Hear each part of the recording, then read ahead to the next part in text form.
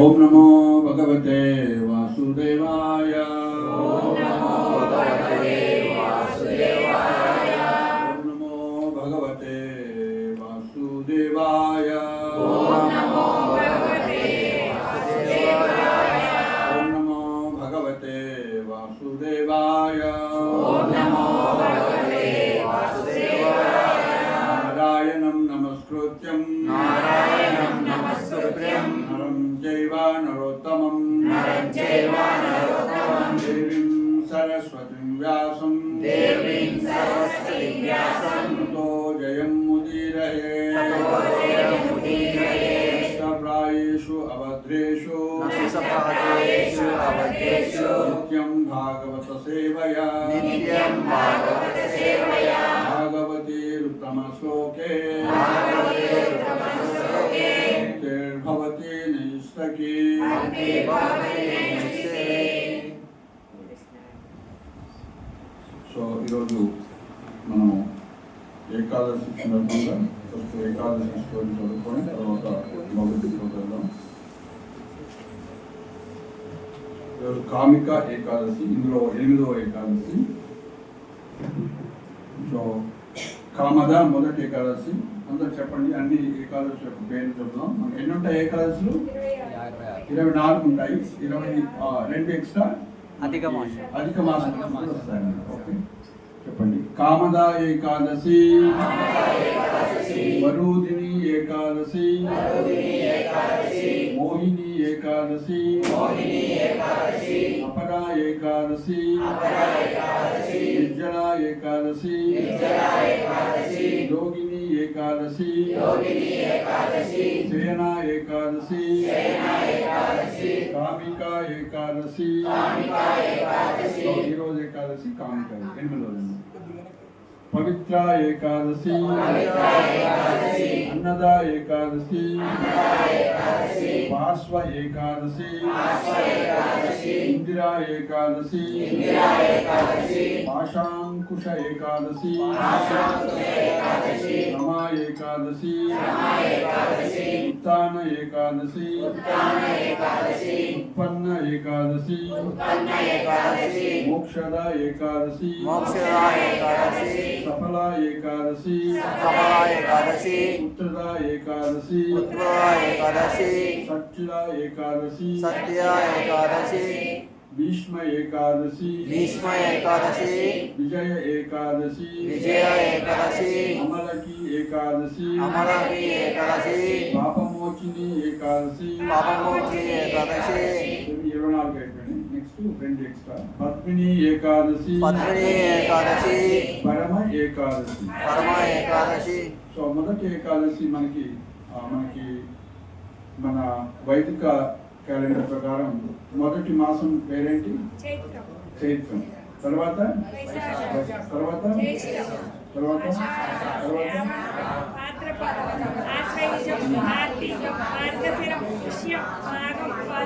Okay. చాలా మంది కొత్త జనరేషన్స్కి అని చాలా కష్టం, కానీ మనం అట్లీస్ట్ గుర్తుపెట్టుకోవాలి, అట్లీస్ట్ కోరిలేట్ చేసుకోవాలన్నమాట.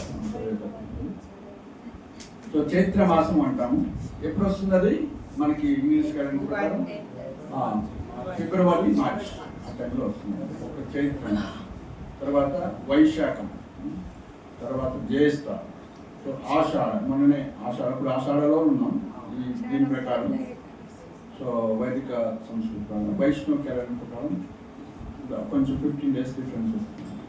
సో ఆషాఢ మాసం అన్నారు. సో నెక్స్ట్ వచ్చేటటువంటి కృష్ణుడు పుట్టినటువంటి మాసం పేరు శ్రావణ మాసం. ఆగస్టులో శ్రావణ మాసం అంటారు. సో ఎట్లా వస్తాయి ఈ మాసాలన్నీ? చైత్ర మాసం అన్నారు. చైత్ర మాసం అని ఎందుకు అన్నారు దాన్ని?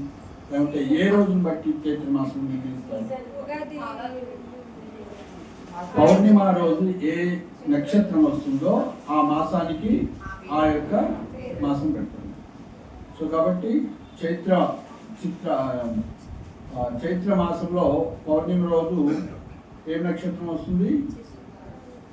నక్షత్రాల పేరు వచ్చిందే? సో ఇవే నక్షత్రాలు కొంచెం మార్పు వస్తుంది అన్నమాట. చిత్తా నక్షత్రం, ఓకే. చిత్త తర్వాత వైశాఖ సేమ్ ఉంటుంది, విశాఖ నక్షత్రం, జ్యేష్ఠ నక్షత్రం, ఆషాఢ నక్షత్రముకి ఏంటి ఆశ్లేష నక్షత్రం, ఓకే. శ్రావణ నక్షత్రం, భాద్రపద. సో ఈ విధంగా నక్షత్రం అంటే పూర్ణిమా తిథి రోజు ఏ నక్షత్రం వస్తుందో అది మాసంగా పరిగణించబడుతుంది. సో కాబట్టి ఇప్పుడు ఆషాఢ మాసంలో మనం ఉన్నాం. సో మార్చ్, ఏప్రిల్, మే, జూన్ జనరల్గా, లేదా జూలై. సో మార్చ్ ఎండింగ్లో వచ్చింది అనుకోండి ఉదాహరణకి మనకి చైత్ర మాసం. సో ఆ విధంగా మార్చ్, ఏప్రిల్, మే, జూన్, జూలై, ఆగస్ట్, ఇట్లా 4వ మాసం నడుస్తుంది. సో అయితే ఈ యొక్క కామికా ఏకాదశి ఎందుకు భగవంతుడు, ఏకాదశి అని ఎందుకు భగవంతుడికి ప్రియమైనటువంటిది?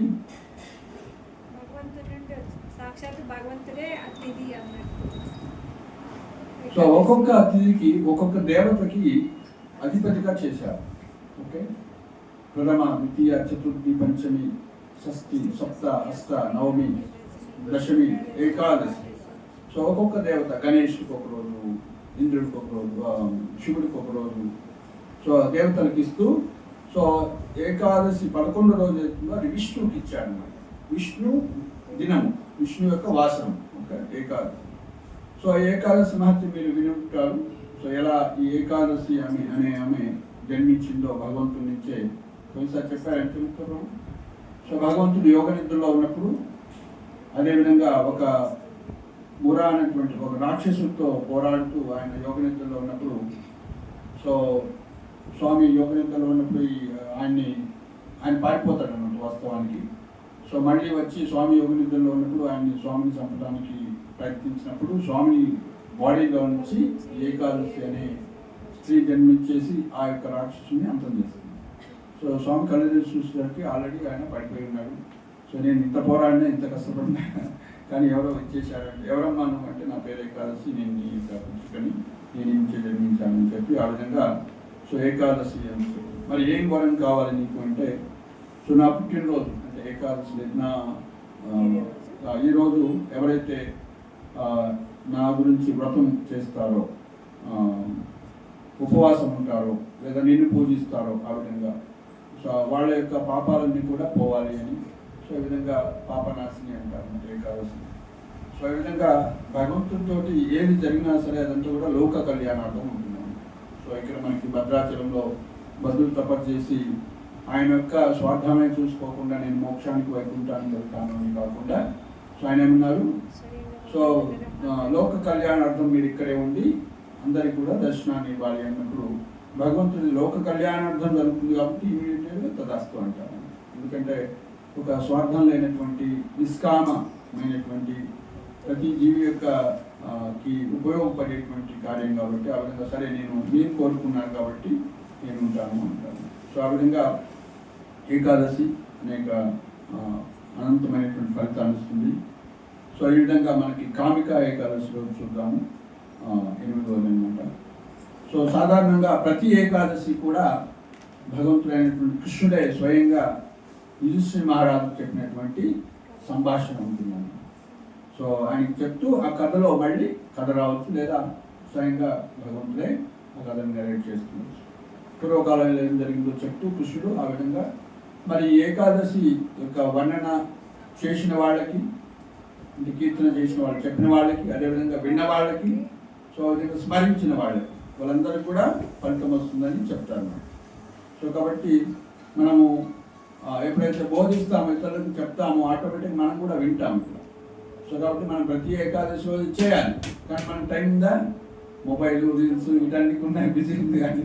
సో సాయంత్రం అయిపోతుంది. అట్లా మనం ఏంటంటే ఇక్కడ సమావేశమై ప్రతి ఏకాదశి రోజు ఈ విధంగా ఏకాదశి మహత్యాన్ని వింటే మనకి ఆ యొక్క ఫలితం ఏదైతుందో, అనంతమైనటువంటి ఫలితం ఏదైతుందో, గొప్ప ఫలితం ఏదైతుందో అది మనకి వచ్చేటువంటి అవకాశం ఉంది. కాబట్టి ఇప్పటి నుంచి మనకి నిత్యముక్త ప్రభు స్టార్ట్ చేసిన కానీ ఏమనుకున్నామంటే ప్రతి ఏకాదశికి సాయంత్రము మనం సత్సంగం ఏర్పాటు చేసుకొని అందరు కూడా హరే కృష్ణ హరే కృష్ణ కృష్ణ కృష్ణ హరే హరే హరే రామ హరే రామ ఒక మంచి సంకల్పాన్ని మనకు గుర్తు చేశారు. ఎందుకంటే ఏకాదశి అంటే ఏదో 10 మందికి తెలుసు, 50 మందికి తెలుసు తప్ప అది ప్లస్ ఏకాదశి ఉండాలనేటువంటి వాళ్ళకి డిజైన్ కూడా అంత స్ట్రాంగ్గా లేదన్నమాట. ఇప్పుడు మేము వస్తు కొత్తగూడెం నుంచి నిన్న ద్వారకా తీరం వెళ్ళాం. సో నాతో పాటు వెంకట వచ్చినట్టు సో డ్రైవింగ్ అంటే కార్ డ్రైవ్ చేశారు. ప్రభుజీ వస్తు గాల్లో ఒడ్డు ఉంది నరసింహస్వామి. సో అక్కడ దర్శనం చేసుకున్నాము. ఈరోజు ఏకాదశి వాళ్ళు దద్దోజనం ఇస్తారు అన్నమాట. ఏదో ఒక ప్రసాదం ఇస్తారు. తింటే ఈరోజు ఏకాదశి మేము తినుకుంటుంటే ప్రభుజీ అంటే డ్రైవింగ్ చేస్తారు. జనరల్గా ఆయనకి స్ట్రాంగ్ డిటర్మినేషన్ లేదు. సరే ప్రసాదం కదా అని తీసుకున్నాం. నేను గుర్తు చేశాను ఆయన కూడా.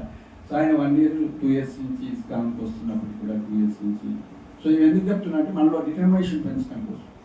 సో తిన్నారు, ఓకే తింటే పర్వాలేదు నాకు అనిపించింది. కానీ సో పాయింట్ ఏంటంటే ఏకాదశి రోజు మనం గ్రెయిన్స్ తీసుకుంటాం. సో లాస్ట్ ఏకాదశి నేను భద్రాచలం వెళ్ళాను, గుర్తు చేశాను. సో వాళ్ళు పాలపిండి పెడుతున్నారు అక్కడ నరసింహస్వామి టెంపుల్ దగ్గర. ఇది గ్రెయిన్స్ కాదండి, అక్కడ శ్రీనివాసాచార్యులు అని ఉంటారు పండుగ నరసింహస్వామి. అంటే మొక్కజొన్నలు పిండి చేసి వాటిని ప్రసాదంగా అందరూ పెడుతున్నారు. బయటనేమో పులిహోర ఇస్తున్నారు. పులిహోర తీసుకోమని చెప్పాను. అది తెచ్చుకొని నేను ఏం చేశానంటే నేను మనకి రథాన్ని నట్టినటువంటి శ్రీనివాస ప్రభు ఆయన్ని భద్రాచలానికి తీసుకెళ్ళాను. అప్పుడు కరెక్ట్గా ఏకాదశి రోజు వచ్చింది. సో ఆ రోజు పులిహోర ఇస్తే నువ్వేం చేస్తావు ప్రభు, మనం తినం కదా అంటే నేను డ్రై చేసుకుంటాను, అమూల్య చేసుకుంటాను. తెచ్చుకొని మనం డ్రై చేస్తే అది రోజుకు ఒక గ్రెయిన్. అంటే అమూల్య అంటే జగన్నాథ్పురిలో ఆ యొక్క రైస్ని డ్రై చేస్తాను. మనం ఎప్పుడైనా తీసుకోవచ్చు. సో నాకు కూడా ఐడియా వచ్చింది ప్రసాద్ మనం తినుకుంటే ఏం చేస్తుంటే దాన్ని. సో ప్లేట్లు వేసి డ్రై ఆడబెడితే ఆటోమేటిక్గా అది అమూల్య లాగా వస్తుంది. అమూల్య అంటే మనం ఓన్లీ జగన్నాథ్పూర్లో తెచ్చుకుంటే కాదు, ఇలా కూడా మనం తయారు చేసుకోవాల్సిన ఐడియా. సో ప్రభుజీ తీసేసుకున్నారు, అంటే తీసుకున్నారు అనమాట. అది యొక్క పెరుగనుకున్నారు. సో అంటే స్ట్రాంగ్ డిటర్మినేషన్. మనకి ఎప్పుడు ఏకాదశి మహత్యం ఎప్పుడు తెలుస్తుందో అప్పుడు నేను కూడా పాటించాలి. సో ఎవరైతే కృష్ణ భక్తి చేస్తున్నారో వాళ్ళకి ఈ యొక్క ఏకాదశి వ్రతం అనేది, కృష్ణాష్టమి, రామనవమి ఇలాంటి తిథులన్నీ కూడా పాటించడం అనేది తల్లి పాలతో పోల్చారు. పిల్లవాడు నరిష్ కావాలంటే, ఎదగాలంటే ఏం కావాలి? తల్లి పాలు ఎంతో పోషక విలువైనటువంటి పోషకాహారాన్ని అందిస్తాయి కాబట్టి, ఎంతో బలాన్ని అందిస్తాయి కాబట్టి. అట్లనే మనం కృష్ణ చైతన్యంలో ఎదగాలి అంటే, కృష్ణ కాన్షియస్నెస్లో ఎదగాలంటే, ఓన్లీ గోలోకమే వెళ్ళాలి అని అనుకున్నట్లయితే మనకి స్ట్రాంగ్ డిటర్మినేషన్ కావాలంటే ఏంటి? ఈ యొక్క ఏకాదశి అనేది నరిష్ చేస్తుంది. అంటే మనకి డిటర్మినేషన్ వస్తుంది. నేను కృష్ణ భక్తి 16 జపం చేస్తాను, కృష్ణ తిలకం పెట్టుకుంటాను, ఒక వైష్ణవ తిలకం పెట్టుకుంటాను, ప్లస్ నాకు ఇక్కడ భగవంతుడు ఇక్కడ ఉండాలి కాబట్టి మనం. సో ఈరోజే మనం గోలోకం పోవాలనుకుంటూ పోతాము. సో మరి అసలు ఈ భక్తిలోకి రావాలంటే కూడా కొన్ని కండిషన్స్ ఉన్నాయి. ఏంటంటే భక్తి మనం అనలాయిడ్ భక్తి చేయాలంటే, భక్తిలోకి రావాలంటే ఏం కావాలి? ప్రీ క్వాలిఫికేషన్ ఏంటి? భగవద్గీత ప్రకారం తేషాం అంతగతం పాపం అని చెప్తున్నారు. ఎవరికైతే పాపం ఉంటుందో వాళ్ళ కృష్ణ భక్తి చేయలేదు. తేషాం అంతగతం పాపం ద్వంద్వమోహ భరించేమో విడవుతారు. సో వాళ్ళ యొక్క పాపం పోవాలి. పాపం పోవడానికి ఏంటి? కనుక ఏ ఏకాదశి పంతం విన్నా కూడా అన్ని రకాలైన పాపం పోతుందని రకరకాల స్టోరీలు ఉన్నాయి. సో కాబట్టి ఈ విధంగా ఏకాదశి ఏం చేస్తుందంటే మనలో పాపం అనేది పోతుంది. తెలిసి తెలియక చేస్తుంటే అనేక జన్మలుగా అసలు ఇది పాపం అని కూడా మనకు తెలియదు. ఉదాహరణకి ఇస్కాన్ రాకముందు ఎల్లిపాయ తింటాం తప్పు అనేది మనకు ఒక అవగాహన లేదు కదా. సో అట్లనే నాన్ వెజ్ కూడా తినకూడదు అని ఎవరు చెప్పలేదు యాక్చువల్గా. కానీ మన పెరుగుతున్నటువంటి వాతావరణం పెరిగిన మనం అందుకే భాగవతంలో ఆంధ్రులను ఏమన్నాడు? పాపాత్ములుగా శిక్షించారు. ఆంధ్ర పులింద పుల్కష అభీర నాగర యవ్వన ప్రసాదయ శుద్ధంతి. ఎవరైతే విష్ణువుని ఆశ్రయిస్తారో వాళ్ళు ఆంధ్రుడు కానీ పులిందులు పుల్కషులు ఎవరైనా సరే వాళ్ళందరూ కూడా ఉద్ధరించబడతారు అని చెప్పారు. అంటే భగవద్ధామం అంటే భగవంతుడు అంత విష్ణు అంత పవర్ఫుల్, ఆ వ్యక్తిని పాపరహితుని చేస్తారు. సో విష్ణుని ఆశ్రయించిన కృష్ణ. సో ఏకాదశి రోజు ఏం చేస్తాం మనం? ఉపవాసం. ఏం చేస్తాం? ఉపవాసం అంటే ఏంటి సంస్కృతంలో? ఉప అంటే నియర్, వాసం అంటే ఉండటం. ఎవరి దగ్గర ఉండాలి? మనం కృష్ణుడి దగ్గర ఉండాలి. భగవంతుడైనా దానికన్నా కూడా మనం ఇస్లాంలో ఏమన్నా కృష్ణ అనే అన్నారు. సో అది లాస్ట్కి చెప్తారు ఎందుకు కృష్ణ అనేది. సో కృష్ణుడి దగ్గర ఉండాలి అంటే భగవంతుడు. మనం గోలోకం వెళ్ళాలని ఎవరైతే ఇస్కాన్లోకి వచ్చిన తర్వాత గోలోకం వెళ్ళాలని అనుకుంటారో వాళ్ళు ఏం చేయాలి? సో రాధాకృష్ణుడు పూజించాలి. వేరే ఏ అవతారాన్ని పూజించినా గోలోకంలో ఎంట్రీ కామన్నమాట. సో ఆ రాధాకృష్ణుని పూజించడానికి మనకి అర్హత లేదు. పాపం పోవటము, నామం చేయటం అన్నీ ఇచ్చారు. ఎవరు ఇచ్చారు మనకి? ముఖ్యంగా చైతన్య మహాప్రభు ఇచ్చారు. కాబట్టి మనం ఉత్త రాధాకృష్ణ పూజించాలి. ఏ ఇస్కాన్ పోయినా ఉత్త రాధాకృష్ణ ఆల్టర్ ఉండాలి. గౌడీ మఠ సిద్ధాంతం ప్రకారం పక్కన ఖచ్చితంగా ఎవరు ఉండాలి?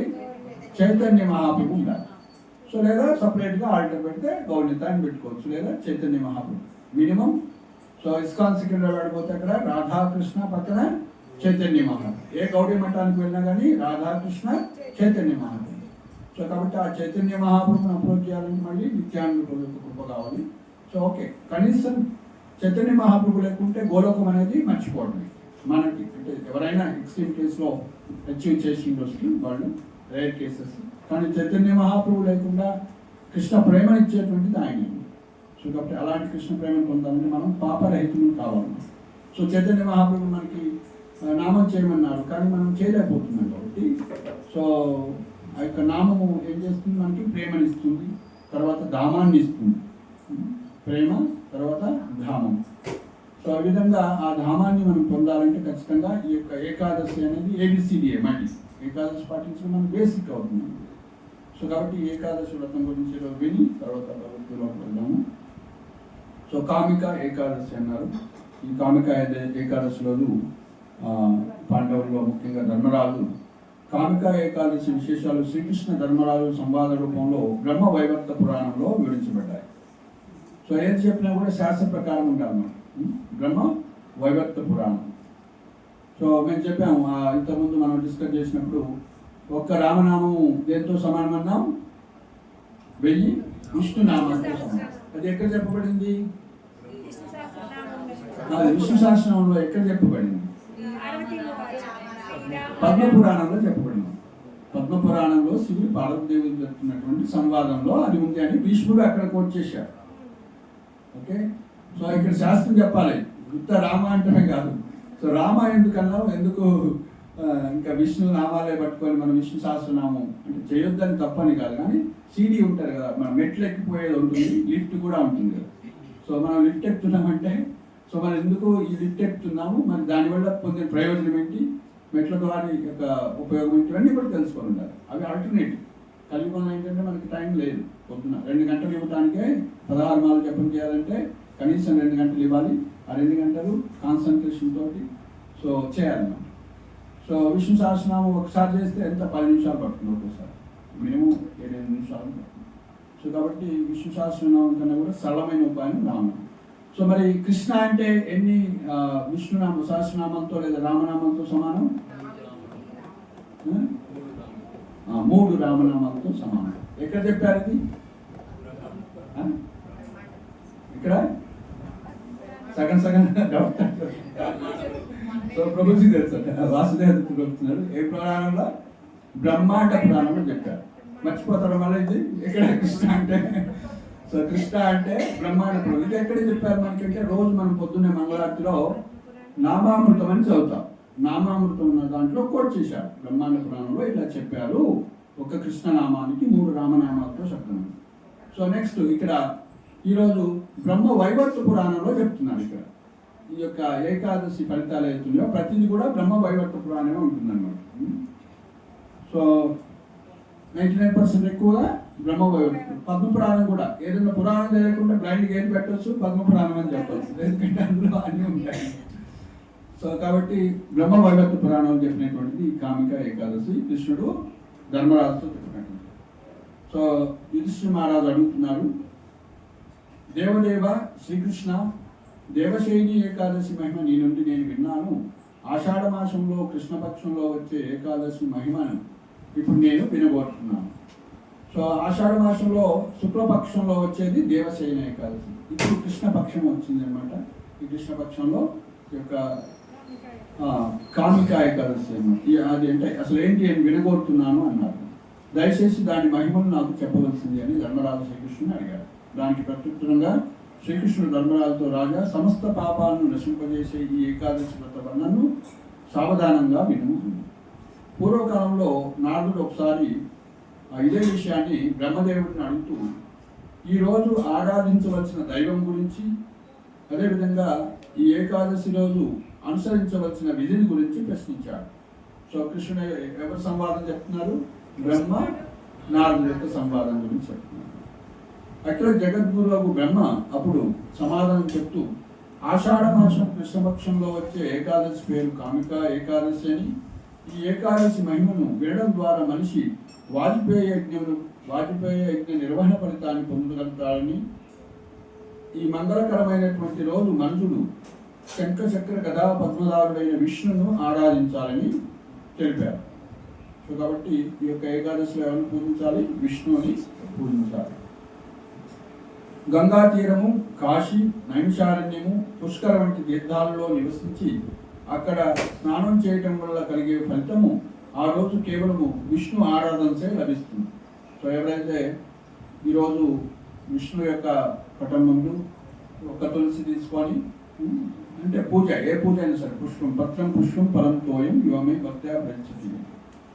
సో ఈ విధంగా ఏమంట, గంగా తీరంలో అక్కడ నివసిస్తే ఏ ఫలితం వస్తుందో, కాశీలో నివసిస్తే ఏ ఫలితం వస్తుందో, నైమిషారణ్యంలో అక్కడ స్నానం చేయటం కానీ అక్కడ నివసిస్తే ఫలితం వస్తుందో, పుష్కర తీర్థం వంటి స్థానాల్లో అక్కడ స్నానం చేయటం వల్ల కలిగే ఫలితం.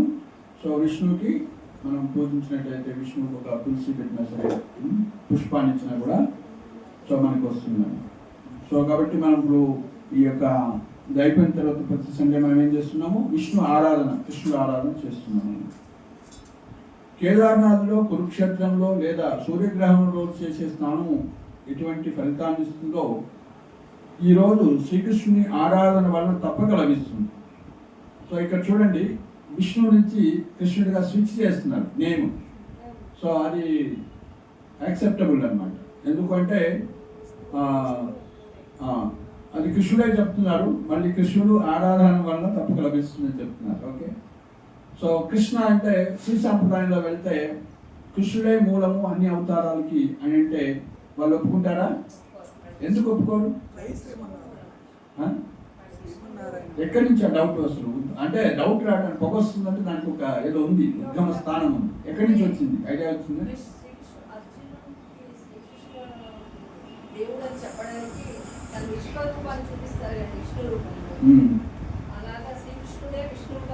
కాదు, ఇప్పుడు శ్రీ సాంప్రదాయంలో ఉన్న వాళ్ళు సాధారణ వ్యక్తులు కాదు కదా. రామానుజాచార్య లేకుంటే నమ్మాళ్వార్ వీరంతా గొప్ప గొప్ప ఆచార్యులు బృందావనంలో నివసించిన వాళ్ళు. వాళ్ళకి శ్రీరంగనాథ్ టెంపుల్ కూడా బృందావనంలో కూడా ఉంది. సో ప్రజెంట్ ఆచార్యులు కూడా సాధారణ వ్యక్తులు కాదు. వాళ్ళు ఆడికి పోతే కూడా సో పోయి వస్తుంటారు. వాళ్ళు కూడా బృందావనం విజిట్ చేస్తారు. రేర్గా వాళ్ళు రాధాకృష్ణుని పూజిస్తారు, రేర్గా. ఎక్కువగా లక్ష్మీనారాయణ, సీతారాం పూజిస్తారు. సో ఎందుకు వాళ్ళు ఒప్పుకోరు? ఎక్కడి నుంచి వచ్చింది ఆ యొక్క డౌట్?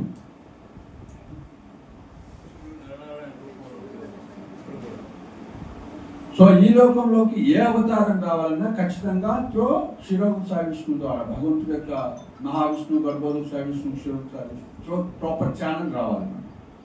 అయితే మొన్న వచ్చినటువంటి కృష్ణుడి యొక్క అవతారం అంటే, కృష్ణుడు ద్వాపర యుగంలో ప్రతి యుగంలో అవతరిస్తాడు కదా.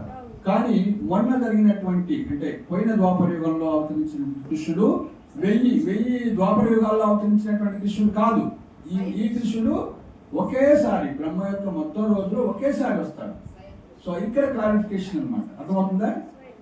సో మొన్న వచ్చినటువంటి కృష్ణుడు, భగవద్గీత చెప్పినటువంటి కృష్ణుడు ఎవరైతే ఉన్నారో, మొన్న అర్జునుడు చెప్పినటువంటి 5000 సంవత్సరాల కింద వచ్చినటువంటి కృష్ణుడు ప్రతి ద్వాపర యుగంలో వచ్చే కృష్ణుడు కాదు. స్వయం గోలోక ఏవ నివసతి అఖిలాత్మభూతం ఈశ్వర పరమాకృష్ణ సచ్చిదానంద విగ్రహ అనాదిరాజు గోవింద సర్వకారణ కారణ. సో ఈ విధంగా ఆయన కూడా కృష్ణ అని పేరున్న ద్వాపర యుగంలో వచ్చినటువంటి ప్రతి అవతారానికి ఇక్కడ వచ్చినటువంటి స్వయం కృష్ణ అన్నమాట. మత్త పరతరం నాణ్యత కించిదస్తదండి ఆ విధంగా. సో కాబట్టి మనం అక్కడ కన్ఫ్యూజన్ కాదు, వాళ్ళు తప్పు చెప్తున్నారు, వాళ్ళ వ్యూలో వాళ్ళు కరెక్ట్. మన అండర్స్టాండింగ్ క్లారిఫికేషన్ దొరికింది. ఇప్పుడు ఈ కృష్ణుడు అని అన్నారు. సో ప్రతి ద్వాపరంలో వచ్చేటువంటి కృష్ణుడు యొక్క కలర్ ఏంటిది?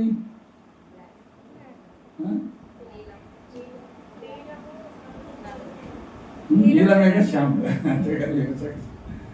ఓకే, సో ముఖ్యంగా సరే ఆ కృష్ణుడి యొక్క కలర్ బ్లాకిష్గా ఉండొచ్చు, లేకుంటే ఇంకో కలర్ అనుకోండి ఏమన్నా కానీ. కానీ ఇక్కడ మొన్న వచ్చినటువంటి కృష్ణుడు నీలమేఘ శ్యాముడు అనమాట. ఇది అన్ని కృష్ణుడికి ఉండదు, నీలమేఘం. సో మనం అక్కడక్కడ విన్నాం కదా తెలుగు పాటల్లో కానీ గణ గణ సుందర ఇవన్నీ ఇందులో వస్తాయి అన్నమాట. నీలమేఘ శ్యాముడు ఒరిజినల్ కృష్ణుడు, గోలోకాల్లో ఉండేటువంటి కృష్ణుడు. సో కాబట్టి ఆ కృష్ణుడు వచ్చిన ఇమ్మీడియట్గా చైతన్య మహాప్రభు అవతరిస్తారు. బ్రహ్మ యొక్క ఒక రోజులో కృష్ణుడు వచ్చినటువంటి అంటే 29వ మన్వంతరంలో చతుర్వ్యూహంలో వచ్చేటువంటి కృష్ణావతారం ఇది స్పెషల్ అనమాట. 28 ఓకే వాటి. సో ఆ విధంగా ఒకేసారి బ్రహ్మ యొక్క ఒక రోజు మొత్తంలో కూడా సో ఒకేసారి వస్తుంది. బ్రహ్మకి 1000 సైకిల్స్, 1000 సార్లు సత్య త్రేత ద్వాపర కలియుగాలు ఉంటాయి కదా, అలా 100లో 27వ సైకిల్లో జరిగేటువంటి ద్వాపరయుగంలో కృష్ణుడు అవతరిస్తారు. ఆ కృష్ణుడు అవతరించిన నెక్స్ట్ ఇమీడియట్గా చైతన్య మహాప్రభు అవతరిస్తారు. సో కాబట్టి ప్రతిసారి కృష్ణుడు రాడు, ప్రతిసారి కృష్ణ ప్రేమ పంచబడదు అన్నమాట. సో కాబట్టి ఇక్కడ మనం కృష్ణ అనేది క్లారిఫికేషన్ తీసుకుంటున్నాం. కృష్ణుడు అంటే ఇక్కడ స్వయం కృష్ణుడు అనమాట. మన వచ్చిన గోలోక కృష్ణుడు, రాధారాణి.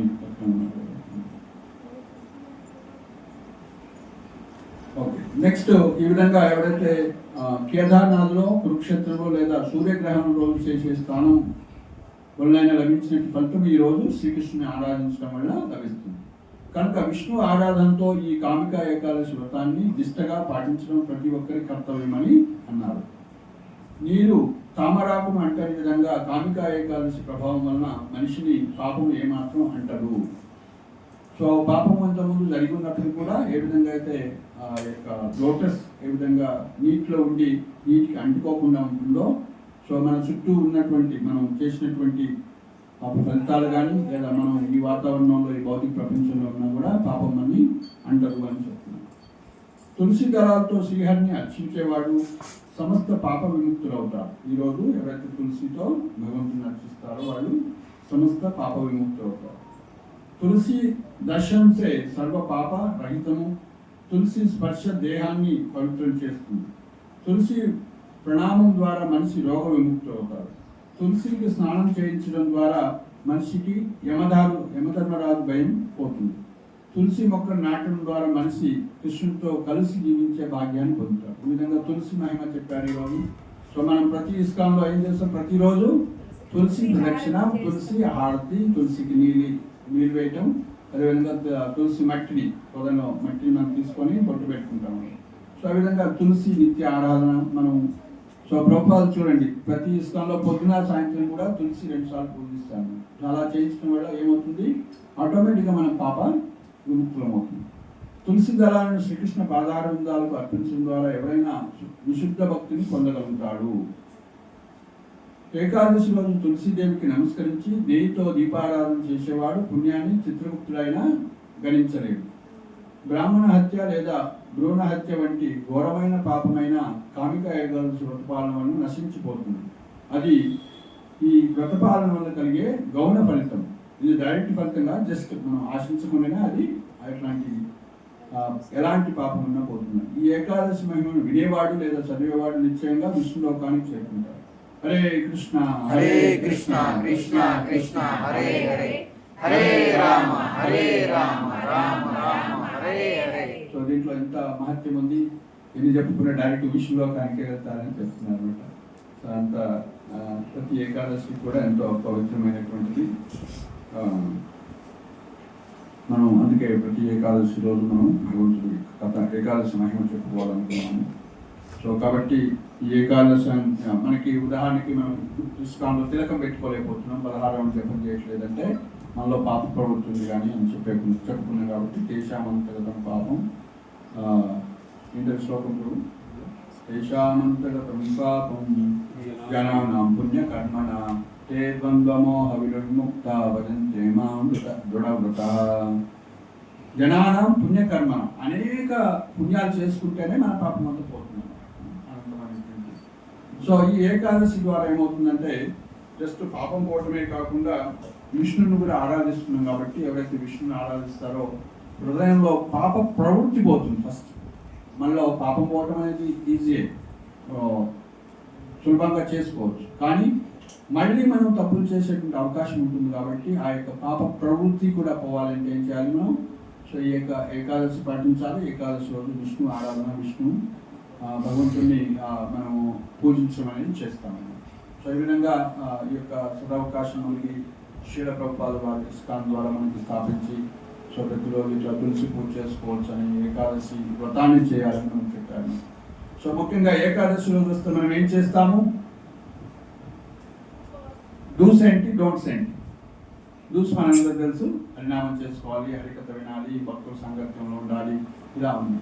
డోంట్స్ చేయకూడదు ఏంటి? ప్రధానంగా గ్రాస్ మిస్టేక్స్ ఏంటి ఏకాదశిలో చేయకూడదు? అన్నం గింజలు తీసుకోకూడదు. ఏ ధాన్యమైనా కూడా, ఎలాంటి ధాన్యమైనా కూడా తీసుకోకూడదు. సో అవి వడ్లే కావచ్చు, బియ్యమే కావచ్చు, కందులే కావచ్చు, ఆవాలే కావచ్చు, ఏ ధాన్యమైనా. మరి ఆల్టర్నేట్ ఏంటి? మనకు తెలుసుంటే మనం అవి ఫాలో అవుతాం. సో ఇస్కాన్లో మనం కొన్ని రోజులు వరాయి అని చేసాము, కినోవా అని చేస్తున్నాం, సగ్గుబియ్యం అని చేస్తున్నాము. మళ్ళీ సగ్గుబియ్యంలో ఒక్కోసారి మళ్ళీ వాళ్ళు చేసేటువంటి విధానంలో మైదా లాంటివి కలుస్తుంది, అది కూడా అనేసి ఏం చేస్తున్నాం, అది కూడా కేర్ఫుల్గా అవాయిడ్ చేస్తున్నాము. చేయగలిగితే బెస్ట్. సో హ్యూజ్ ఫంక్షన్స్కి ఒక్కోసారి మనం అది సగ్గుబియ్యం యాడ్ చేసి అట్లీస్ట్ మినిమం లోపల పెట్టాలని మనం చేస్తుంటాము ఏకాదశి. సో ఇక్కడ మనం కినోవా అని చెప్పుకున్నాము. సో కినోవా భక్తులందరూ కూడా మరి ఏకాదశి చేయాలంటే బయట వాళ్ళు పాపం వాళ్ళకి ఎనర్జీ కావాలి కాబట్టి ఏదో పని చేసేటువంటి భావనలో ఉంటారు కాబట్టి సో అందరూ వండుకోలేరు కాబట్టి ఇక్కడ ఒక ఏకాదశి సత్సంగం ద్వారా అందరికీ సండే సత్సంగం లాగా ఏర్పాటు చేస్తే అందరికీ బెనిఫిట్ అవుతుంది అనేసి సో ఈ యొక్క సంకల్పాన్ని మనం పెట్టుకున్నాము. ప్రతి ఏకాదశికి సాయంత్రం, ఈరోజు మధ్యాహ్నం వచ్చింది కాబట్టి రెండు మెర్జ్ అయిపోయింది. సో హరే కృష్ణ హరే కృష్ణ కృష్ణ కృష్ణ హరే హరే, హరే రామ రామ రామ హరే హరే. గుర్తుపెట్టుకోండి, మీరందరూ కూడా ఏకాదశి వస్తే ఉత్తగా ఏకాదశి ఉపవాసం చేయమంటాం కాదు, ఏకాదశి రోజు ఫీస్ట్ ఉంటుందని మీరు ఇన్వైట్ చేయాలి కొత్త భక్తులు. అప్పుడు వాళ్ళు అట్రాక్ట్ అవుతారు, ఏకాదశి అంటే మనం కూడా ప్రసాదం తీసుకోవచ్చు. మరి వస్తే అక్కడికి వస్తే ఏం చేయమంటారంటే 4 మాలలు జపం చేయమంటారు మీరు. సో కాబట్టి జపం చేయమంటారు, మీరు వచ్చి జపమాల వాళ్ళకి చూపించి జపం చేయించండి. సో ఆ విధంగా చేస్తే సరిపోతుంది. అప్పుడు జపం చేస్తే వాళ్ళు ఎవరు సంతోషపడతారు? కొత్త భక్తులు జపం చేశారనుకోండి, ఎవరు సంతోషపడతారు? ప్రభుపాదు, చైతన్య మహాప్రభు, నిత్యానంద ప్రభు సంతోషపడతారు. ప్రభుపాదు, నిత్యానంద ప్రభు, చైతన్య మహాప్రభు సంతోషపడితే మనకి కృష్ణ ప్రేమ వస్తుంది, వాళ్ళకి కూడా కృష్ణ ప్రేమ వస్తుంది. సో మన లక్ష్యం అయిపోయింది, కృష్ణుడు సంతోషపడతారు అన్నమాట. ఓకే, మనం 8వ అధ్యాయం భగవద్గీతలో ఉన్నాము. ఈరోజు కొన్నిసారి 19వ శ్లోకం చెప్పుకున్నాం, ప్రభు నుంచి విని మనం ఎలాబరేట్ పెట్టుకున్నాం. ఎవరైతే మళ్ళీ ప్రళయం వచ్చిన తర్వాత మహావిష్ణు గర్భంలో పోకుండా సో జన్మ నుంచి చక్రంలో పడకుండా ఉండాలంటే మనం ఏం చేయాలి? కృష్ణుడికి శరణాగతి కావాలని నేర్చుకున్నాము. సో అదే ఎక్స్టెన్షన్లో భాగంగా, కంటిన్యూషన్లో భాగంగా ఈ యొక్క ప్రళయం ఎలా జరుగుతుంది, ఏం జరుగుతుంది, ఇవన్నీ కూడా మనం చేసుకున్నాము. సో 19వ శ్లోకం ఒకసారి చదివి నేను 20వ శ్లోకంకి వస్తాను ఈరోజు. భూతగ్రామ స ఏవాయం భూత్వా భూత్వా ప్రళయతే రాత్ర్యాగమే అవశః పార్థ ప్రభవంచ హరాగమే. బ్రహ్మదేవుని పగటి సమయం ఆరంభం కాగానే జీవులందరూ మళ్ళీ మళ్ళీ జన్మిస్తూ అతని రాత్రి ప్రారంభం కాగానే నిస్సహాయంగా నశిస్తారు. సో ఆ విధంగా ఆటోమేటిక్ అంటే మన చేతిలో ఉండదంతా కూడా ఆ విధంగా మనం ఈ లోకాల్లో ఉన్నట్లయితే మళ్ళీ మళ్ళీ జన్మిస్తూ మళ్ళీ ఆటోమేటిక్గా మనం యొక్క బ్రహ్మదేవుడు అంటే మహావిష్ణు యొక్క బాడీలోకి వెళ్ళిపోవాల్సి వస్తుంది. మళ్ళీ సృష్టి జరగగానే మళ్ళీ వస్తాము. ఈ విధంగా అనంతకాలంగా వస్తుంది. మరి ఈ అనంతకాలంగా మనం వస్తున్నటువంటి దానికి కారణం ఏమనుకున్నాము? ఎందుకు మనం ఇలా పడి ఉంటున్నాము ఇక్కడ ఈ లోకాల్లో? ఆ కర్మఫలాన్ని అనుభవిస్తూ పాపాలు చేసుకుంటున్నాం. మళ్ళీ ఎందుకు చేస్తున్నాం? రూట్ కాజ్ ఏంటి? పొందాలని. ఇంకెవరు చెప్పారు? Yes, that is the answer. ఏంటి? అజ్ఞానం. ఎందుకు తప్పు చేస్తాం మనం? అజ్ఞానం. పిల్లవాడు పోయి ఫ్యాన్లో ఎందుకు పెట్టరు? వాడు అజ్ఞానం కాబట్టి. అరే ఫ్యాన్లో చేయబెట్టదు, ఇది అవుతుంది, ఇప్పుడు పట్టుకుంటే కాలుతుంది అని తెలియదు. సో అట్లనే మనకి ఎందుకంటే మన గుణాలు ఆవరిస్తాయి, సత్వరజో తమో గుణాలు ఆటోమేటిక్గా ఈ లోకంలో ఆవరిస్తాయి. తల్లి గర్భంలో ఉన్నప్పుడు ఆవరించవు కాబట్టి మనకి తెలుస్తుంది భగవంతుడి యొక్క స్పర్శ, భగవంతుడి యొక్క పరమాత్మ యొక్క అనుభూతి, నొప్పులు అన్నీ తెలుస్తాయి అన్నమాట. అప్పుడు మనం ప్రామిస్ చేశాం, స్వామి నేను ప్రామిస్ చేస్తున్నాను, బయటికి రాగానే ఫస్ట్ నీ భక్తే చేసేది, మిగతా ఆయన సెకండరీ. బయటికి రాగానే మాయ ఆవరిస్తుంది, త్రిగుణాలు ఆవరిస్తాయి అన్నమాట. త్రిగుణాలు ఆవరించి ఇది బాగుంది అనుకుంటాం, ఇంకా దీనికి నేను దీన్ని భోగించాలి, దీనికి అధిపతిని కావాలని కోరికలు స్టార్ట్ అవుతుంది. ఎందువల్ల త్రిగుణాలు అంటే ఆవరించడం, దానికి మూల కారణం ఆ యొక్క అజ్ఞానం. సో మనకి ఎప్పుడైతే ఇలా ఏకాదశి వింటూ ఏకాదశి చేస్తూ భాగవతాన్ని విన్నట్లయితే, కృష్ణ కథ హరికథ విన్నట్లయితే మనం ఎవరో మనం ఎప్పుడైతే స్వరూపం తెలుస్తుందో, సో అప్పుడు మనం ఆ యొక్క స్వరూపంలో నిలిచి దాని స్వరూపాన్ని తెలవటాన్ని ఏమంటారు, సంబంధ జ్ఞానం అంటారు. సో దానికి రాధా మదన్ మోహన్ ప్రతీతి అన్నమాట, సంబంధ జ్ఞానం. ఏంటి మన స్వరూపం ఏంటి? జీవేర స్వరూపం నిత్య కృష్ణదాస్, కృష్ణేర నిత్యదాస్ వాటర్. సో కాబట్టి మనం భగవంతుడి యొక్క సేవకుడు. మరి భగవంతుడి యొక్క సేవ ఎట్లా చేయొచ్చు? మనం ఇన్ని విధాలుగా చేయొచ్చు. ప్రధానంగా ప్రైమరీగా 5 రసాల్లో, 5 భావనలో చేయొచ్చు. 5 భావనలు ఏంటవి? శాంత, దాస్య, సాఖ్య, వాత్సల్య, మాధుర్యం. ఓకే, సో శాంతరసంలో సేవ చేసే వాళ్ళకి ఉదాహరణ ఏంటి? శాంతరసంలో భగవంతుడిని సేవించే వాళ్ళకి ఉదాహరణలు ఏంటి? విదురుడా, సరే, గ్రాస్, బృందావనంలో చెట్లు ఉన్నాయి కదా, గ్రాస్, ఇవన్నీ కూడా ఏంటి? శాంతరసంలో. ఈవెన్ జంతువులు కూడా అని చెప్పుకుంటాను, అవి శాంతరసంలో. అంటే అవి సేవ ఇంకా ఎక్కువ అంతకన్నా ఏం చేయలేవు. ముఖ్యంగా గ్రాస్ అంటే చెట్లు, ఇవన్నీ కూడా అని చెప్పి. సో దాస్యరసంలో ఎగ్జాంపుల్ హనుమంతుడు.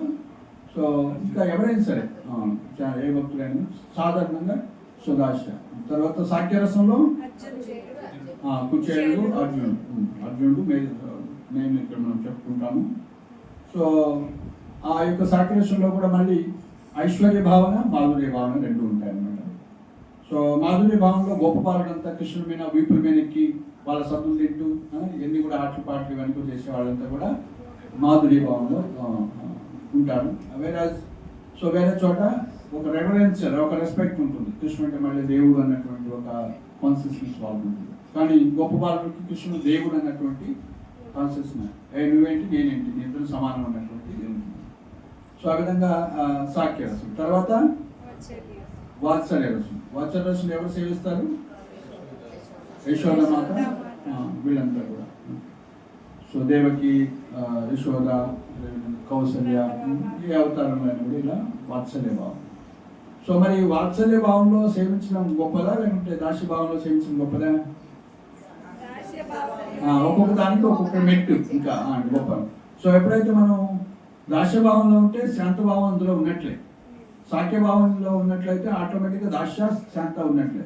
వాత్సల్య రసంలో ఉంటే ఆటోమేటిక్గా సాఖ్య దాస్య భావం. అంటే యశోద మాత కూడా ఏం చేస్తుంది? వాత్సల్య భావంలో సేవే చేస్తుంది. ఆమె మాస్టర్ కాదు, ఆమె సేవలో ఉంది, కానీ వాత్సల్య భావం. సో ఇంకొకటి లాస్ట్ది మాధుర్య భావంలో సేవ చేయడం. సో ఈ విధంగా 5 రకాలుగా చేస్తున్నాం. సో ఈ మాధుర్య భావంలో సేవ చేయటం అనేది ఉత్కృష్టమైనది, ఉన్నతమైనది. ఎవరైతే మాధుర్య భావంలో ఉంటారో సో వాళ్ళు ఆల్రెడీ సేవ చేస్తున్నట్లే, ఒక ఫ్రెండ్గా, అదేవిధంగా వాత్సల్య రసం అన్ని రసాల్లో ఇంక్లూడ్ అయ్యారు. సో ఎవరు మాధుర్య రసంలో సేవ చేసేవాళ్ళు? గోపికలు, ఇంకా గోపబాలు, మాధుర్య మాధుర్యంలో లేదు వాళ్ళు, ఫ్రెండ్స్ సాఖ్యరసంలో ఎక్కువ ఉంటారు వాళ్ళు. Yes, this the point. బృందావనంలో రాళ్ళు ఉంటారే, ఒక రాణి ఉంటుంది, రాధారాణి. ఇంకా సో ముగ్గురు ఉంటారు. ఒకటి లక్ష్మీదేవి, వైకుంఠంలో లక్ష్మీదేవి మాధుర్య భావంలోనే సేవ చేస్తుంది. ద్వారకాలో క్వీన్స్ రుక్మిణి, సత్యభామాది రాణులంతా కూడా మాధుర్య భావంలో సేవ. సో బృందావనంలో గోపికలు, గోపికలు అంటే top most Gopi Radharani. So ఆ విధంగా ముగ్గురు కూడా మాధురి భావంలోనే సేవ చేస్తున్నారు. సో ఇక్కడ మనకి ఇది టాప్ మోస్ట్ అన్నమాట. సో మనం నేను లాస్ట్ శ్లోకంలో మనం చెప్పుకున్నట్టు ఈ విధంగా ఈ మహావిష్ణువు యొక్క మళ్ళీ గర్భంలో పడిపోకుండా ఈ ప్రళయంలో మనం చక్రంలో సంసార చక్రంలో పడిపోకుండా ఉండాలంటే ఏం చేసాము ప్రభుజీ చెప్పారు ఎగ్జాంపుల్స్. సో ఒక రంగుల రాట్నం ఉంటుంది, అందులో ఒకసారి వచ్చిన తర్వాత మళ్ళీ నేను నచ్చట్లేదు నేను దిగుదాంటే కుదరదు, ఆ సైకిల్లో పోవాలి. సో మనం అట్లా సైకిల్లో పోతున్నాం. కానీ ఇప్పుడు ఐడియా వచ్చింది, అరే అక్కడ పోయితే కష్టం, ఒకసారి ట్రైన్ ఎక్కితే ఢిల్లీ పోతాం అనవసరంగా, లేకుంటే బాంబే పోతాం. సో ఒకసారి ఏ డైరెక్షన్ తీసుకుంటే ఆ డైరెక్షన్, లేదా ఫ్లైట్ ఎక్కితే అటే వెళ్ళిపోతాం. సో మనం మధ్యలో ఆపడానికి ఉండదు, మనం ఒక్కరి కోసం ఆపరు. సో అట్లా ఏంటంటే కర్మ సిద్ధాంతం ప్రకారం మనం. సో దాని ఇంటర్మీడియట్ స్టేజ్ ఏంటంటే ఈ యొక్క మానవ జన్మ. మానవ జన్మలో మనం దృఢ సంకల్పం ఉండాలి, నేను మళ్ళీ జన్మ మృత్యులో పడకూడదు, నేను మళ్ళీ ఒక తల్లి యోనిలో గర్భంలో పడకూడదు అన్నటువంటి దాన్ని ఏమంటాం మనం ముక్తి అంటాం. జన్మ మృత్యు సైకిల్లో పడకుండా ఉండాలి. సో కాబట్టి అట్లాంటి ముక్తి ఎంతో సులభంగా మనకి భక్తిని స్వీకరిస్తే వస్తుందన్నమాట. ఓకే, సో కాబట్టి ఒక ఎగ్జాంపుల్ రివైజ్ చేసి చెప్పుకున్నాము. ఇంకా రెండోది ఏం ఎగ్జాంపుల్ చెప్పుకున్నాం పోయినసారి, ఈ లోకంలో మనం ఎలా టైం వేస్ట్ చేసుకుంటాము లేకుంటే అని ప్రభుత్వం చెప్పారు. సముద్రం ఒడ్డున అలలు వస్తూ ఉంటాయి కదా, పిల్లలంతా ఏం చేస్తుంటారు, అడిగిపోగానే ఆటపాటలో నిమగ్నమై అవన్నీ పిట్టగుళ్ళలాగా ఆయన కట్టుకుంటారు ఇసుక దెబ్బలతోటి. సో అలా ఏం చేస్తాయి, వస్తాయి పోతాయి. సో మనం ఏం చేస్తాం ఈ లోకంలో జీవితంలో పెద్ద పెద్ద ప్లాన్లు వేస్తాము, నేను అదవుతాను ఇదవుతాను ఇట్లా అవుతాను అట్లా అవుతాను. అవన్నీ ఎట్లా దేంతో పోల్చారు, సముద్రం ఒడ్డున వచ్చి అలలతో వచ్చిపోయింది. ఒక సెకండ్లో స్మాష్. కరోనా వచ్చింది, ఎవరికి ఏమైందో తెలియలేదు, మొత్తం దేశాలే కొట్టుకొని పోయింది. సో కాబట్టి ఈ విధంగా మనం చేసేటువంటి తుచ్చమైనటువంటి అంటే ఎంతో మనం ఎంతో ఇన్సిగ్నిఫికెంట్ అంటే ఎంతో తుచ్చమైన వాళ్ళమని మనం అర్థం చేసుకుంటాం ఈ యొక్క ఎగ్జాంపుల్ ద్వారా. భగవంతుడి యొక్క ఈ సృష్టిలో సో సముద్రం ఒడ్డున ఒకసారి సముద్రంలో పోతే మనం ఎందుకు పని చేస్తాం, సో ఎంత గజయితగాడైనా కూడా బయటకు రావటం కష్టం. అట్లనే అంత ప్రవాహం, అంత పెద్ద సముద్రం ఇట్లా ఉంటుంది. అట్లనే సో ఈ భౌతిక అనంత సృష్టిలో మనం ఒక మానవ జన్మ దొరికింది. సో అప్పుడు ఇవన్నీ వినటం ద్వారా ఏమవుతుందో మనలో వినయం అనేది వస్తుంది. సో ఈ యొక్క వినయం ద్వారానే మనకి ఈ కృష్ణ ప్రేమ అనేది వస్తుంది. వినయం అంటే మనం ఎంతో తుచ్చమైన వాళ్ళ అని అన్నటువంటి భావన వస్తుంది.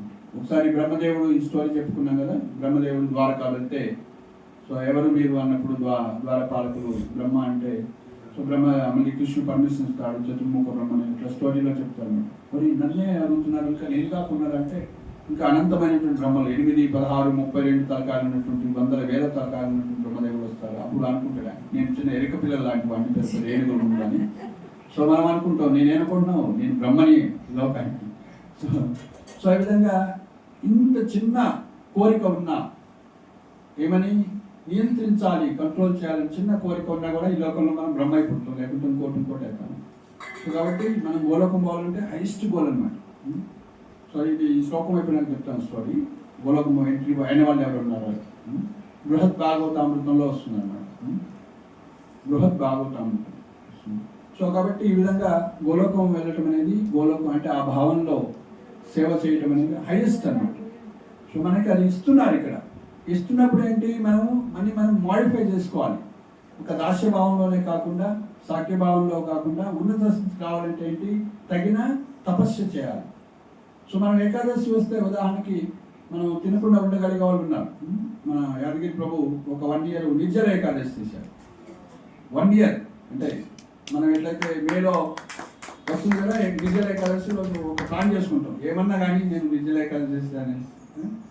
సో అట్లనే 1 year చేయాలంటే సంకల్పం రావాలంటే దానికి మూలం దొరకాలి, వీలు ఉండాలి, ఎవరో బ్లెస్సింగ్ చేసి ఉండాలి, లేకుంటే మనం కృప వాళ్ళనే చాలు. సో అట్లనే మనం ఏకాదశి రోజు ఏం తినకుండా ఇట్లా కృష్ణుడి దగ్గరగా ఉండాలి అన్నప్పుడు సంకల్పం రావాలంటే ఏంటి, లేకుంటే నేను కృష్ణుని గోలోకం వెళ్ళాలని సంకల్పం రావాలంటే ఏంటి, ఇట్లా ఏకాదశి పాటించడం వల్ల మనకి ఒక డిటర్మినేషన్ పెరుగుతుంది. ఎందుకంటే నేను శరీరం కాదని ఒకసారి తెలుసుకున్న తర్వాత అప్పుడు ఈజీ అవుతుంది, లేకుంటే భయం వేస్తుంది, త్రిగుణాలు ఆవర్తిస్తాయి, నాకేమవుతుందో అనుకుంటాను. సో నాకేమీ కాదు, నేను ఈ శరీరమే కాదు, నేను ఆత్మ, నాకేమీ కాదు, మృత్యు వచ్చినా ఏమి కాదు. ఏమవుతుంది మృత్యు వస్తే, నేను ఇక్కడ సేవ చేసేవాడిని, కృష్ణుడి దగ్గర పోతే కృష్ణుడు సేవ చేస్తాను. ఒకవేళ మృత్యు వచ్చింది అనుకోండి, కృష్ణుడు ఎంత శక్తిమంతుడు అంటే మృత్యు వచ్చినా మళ్ళీ తీసుకురాగలుగుతాడు. ఆయన బ్లెస్సింగ్ ఇస్తే, సో కృష్ణుడు తన గురువు అయినటువంటి సాందీప్ ముని కొడుకుని, సో వాళ్ళ భార్య అడిగింది అనమాట, ఏమైనా కావాలంటే గురుదక్షిణ చేయాలంటే నాకేం లేదు కొడుకు మీ అమ్మని అడుగు అంటుంది. సో అప్పుడు ఆ గురుపత్ని అడుగుతుంది, నా పుత్రుడు చనిపోయాడు ఆయన తీసుకురామంటే ఆయన మృత్యులోకం వెళ్ళి కూడా తీసుకురాడు. సో పొద్దున్న ఎవరైతే లేస్తారో ఇవి స్మరిస్తారో, సో శ్రీకృష్ణుడు 4-5 విషయాలను స్మరించాలన్నమాట. భాగవత ధర్మం మనకి శ్రీమద్ భాగవతంలో 10వ స్కందంలో వస్తుందన్నమాట. సో కృష్ణుడు ఒకసారి శివుడిని కూడా ఓడిస్తాడు శ్రీమద్ భాగవతం 10వ స్కందంలో. కృష్ణుడు అదేవిధంగా కృష్ణుడు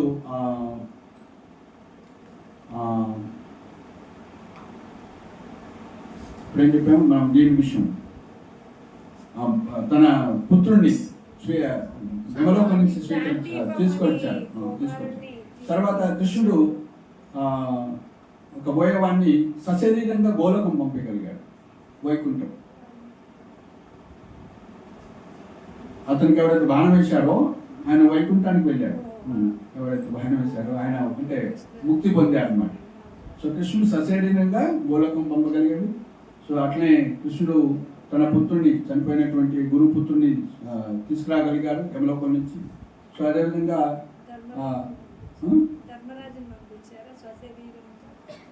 గోలోకం వైకుంఠాన్ని, అర్జునుడు కూడా స్వర్గానికి ఇట్లా పోతాడు, ఇట్లా కాకుండా గోలోకం డైరెక్ట్గా వైకుంఠానికి. సో కాబట్టి ఈ విధంగా కృష్ణుడు యొక్క గొప్పతనాన్ని మనం ఎవరైతే గుర్తు చేసుకుంటారు లేవగానే, సో వాళ్ళు స్మరణ, ప్రాతస్మరణ. అదే పడుకునేటప్పుడు మనందరికీ కొంతమందికి నిద్ర రాదు కదా, భాగవతంలో చెప్పారు ఏం స్మరించాలి నిద్ర రావాలంటే. అదేంటి పిల్లు అంటారా, ఏమంటారు మీరు వేసుకున్న టాబ్లెట్స్, నిద్ర పిల్ల, స్లీపింగ్ పిల్ల ఏమిస్తుంది భాగవతం, ముచ్చుకుంటుంది గుర్తు చేసుకుంటే నిద్ర వస్తుంది. ముచ్చుకుందా అంటే సార్ నీకు, ఆయన అంతకాలంగా నిద్రపోతాడు తెలుసు కదా ఆ స్టోరీలో. కాలయవడిని సో కృష్ణుడు చంపాలి కాబట్టి ఆయన పారిపోతాడు. సో పారిపోయి ఎక్కడైతే ముచ్చుకుందుడు పడుకొని ఉన్నాడో ఆ గుహలోకి ఎంటర్ అయిన తర్వాత, సో కృష్ణుడు తన ఉత్తరాన్ని తీసి మీద వేస్తాడు అనమాట, ముచ్చుకుందుడి మీద వేస్తాడు, ఆయన లోనికి పోతాడు. కృష్ణుడు ఇంత పారిపోయి వచ్చి ఇక్కడ దాక్కున్నాం అనేసి, దొరికిన నీ సంగతి చూస్తానని ఆయన లాగేసి సో డిస్టర్బ్ చేస్తే ఆయనకి ఒక వరం ఉంటుంది, ఆయన దేవతల కోసం యుద్ధం చేస్తారు. సో దేవతలు అడుగుతారు ఏమైనా భూమి కావాలంటే, నాకేమొద్దు నేను మంచిగా నిద్రపోవాలి అనుకుంటున్నాను, సో నేను లేవంగానే ఎవరినైనా తలుచుకుంటే నా యొక్క అగ్ని ద్వారా నేను స్నాన్ చేసి వాళ్ళని పూర్తి చేయగలిగిన శక్తిని ఇవ్వండి అంటారు. సో ఆ విధంగా ఆయన పడుకునేంత ఎనర్జీ వస్తుంది. సో ఆ విధంగా లేవంగానే కాలయముడు ఎదురవుతారు. సో ప్లస్ కాలయముడు ఆయన పౌరుషవాక్యులు అంటే పరుష మాటలని మాట్లాడుతూనే ఉన్నాడు. సో ఆయన తగ్గలేదన్నమాట, క్షమించమని ఇట్లా కూడా కోరుకోలేదు బై ఛాన్స్. సో ఆ విధంగా ఉండటం వల్ల ఇమీడియట్గా ఆయన భస్మం చేసేస్తారు. అసలు ఏం మాట్లాడకుండా భస్మం చేసేస్తారు, ఎవరు డిస్టర్బ్ చేస్తారు.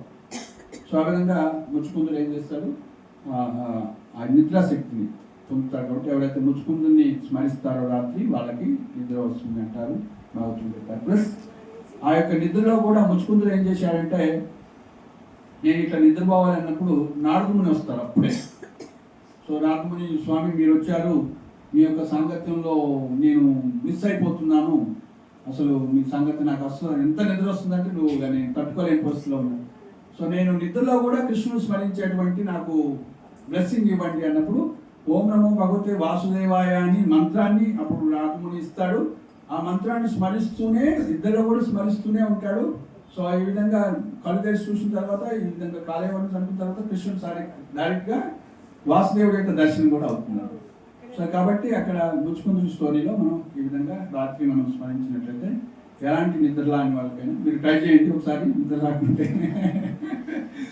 సో ఈ విధంగా, సో కాబట్టి మనం ఈ విధంగా జన్మముచ్చు చక్రంలో పడిపోకుండా ఉంటే ఈ విధంగా మనం భగవంతుని శరణాగతి భక్తి చేయాలి. ఓకే, నెక్స్ట్ ఈరోజు శ్లోకం చెప్పండి. పరస్తస్మాతు భావాన్యో వ్యక్త వ్యక్త సనాతనః యస సర్వేషు భూతేషు నశ్యస్తు న వినశ్యతి. परस्तस्मात् भावन्यो व्यक्ता सनातनः यसा सर्वेषु भूतेषु नश्यस्तु न विनश्यति परस्तस्मात् भावन्यो अव्यक्तो व्यक्त सनातनः यसा सर्वेषु भूतेषु नश्यस्तु न विनश्यसि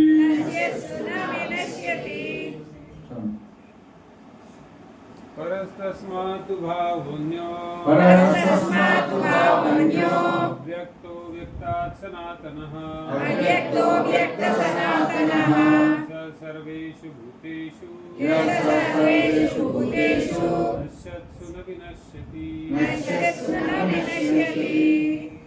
परस्तस्मात् भावन्यो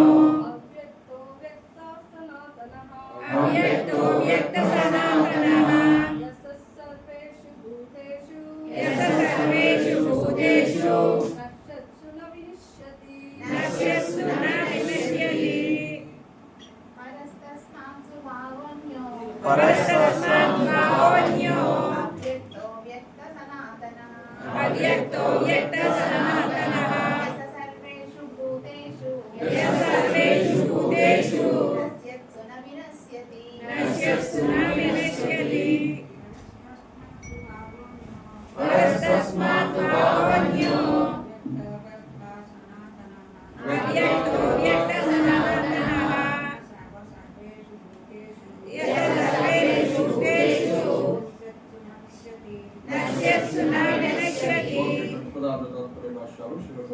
శ్రీల ప్రభుపాదికి పరః అతీతమైనది తస్మాత్ దానికి తు కాని భావః ప్రకృతి అన్యః వేరొకటి అవ్యక్తః అవ్యక్తమైనది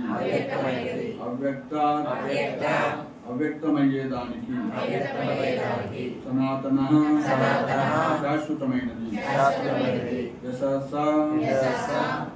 యశః ఏదైతే సర్వేషు సమస్తమైన భూతేషు సృష్టి నశ్యస్తు నశించిన సా వినశ్యతి నశించదు తాత్పర్యము శాశ్వతమైనది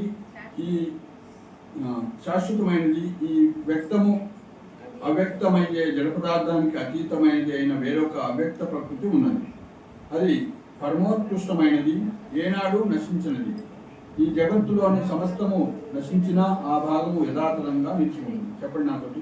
శాశ్వతమైనది ఈ వ్యక్త అవ్యక్తమయ్యే జడ పదార్థానికి అతీతమైనది అయిన వేరొక అవ్యక్త ప్రకృతి ఉన్నది. అది పరమోత్కృష్టమైనది, ఏనాడు నశించనిది. ఈ జగత్తులోని సమస్తము నశించిన ఆ భాగము యథాతథంగా నిలిచి ఉంటుంది.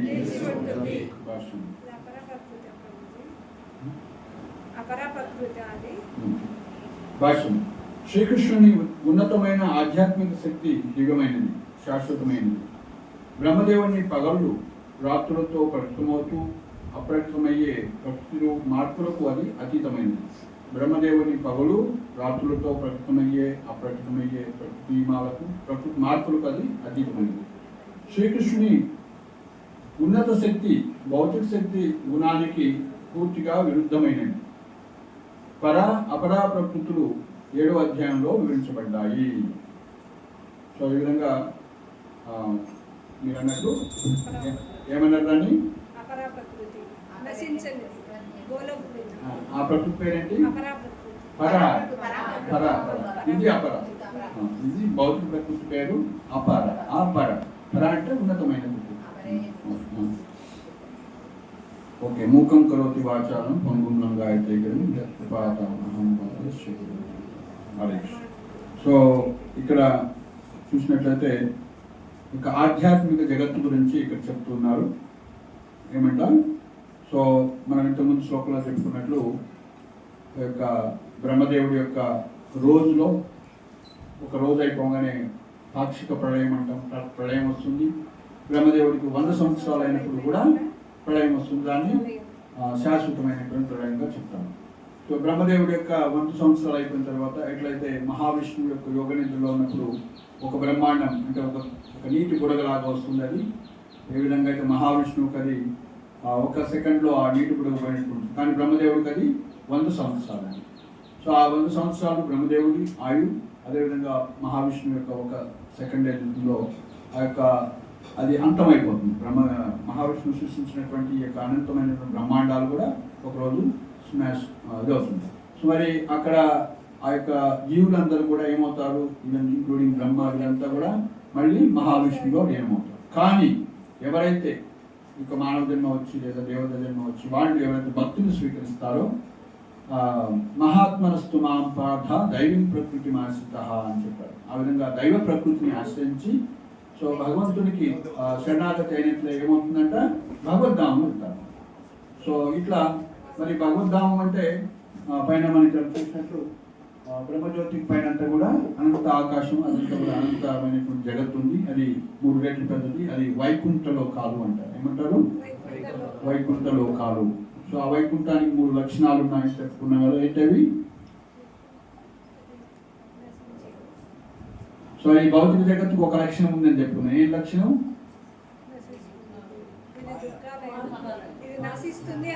సంస్కృతంలో దాన్ని తెలుగులో మృత్యు ఆలయం అంటారు, సంస్కృతంలో మత్స్య ఆలయం అంటారు. మత్స్య ఆలయం. 2వ స్కందము 19వ అధ్యాయం, 2వ స్కందము 6వ అధ్యాయము 19వ శ్లోకంలో ఇచ్చాను. సో దీన్ని మృత్యులోకం అన్నారు. ఏ లోకము? మత్స్యలోకం లేదా మృత్యులోకం, సంస్కృతంలో మత్స్యలోకం. సో వైకుంఠానికి 3 లక్షణాలు ఉంటాయి. వైకుంఠానికి 3 లక్షణాలు ఏంటవి?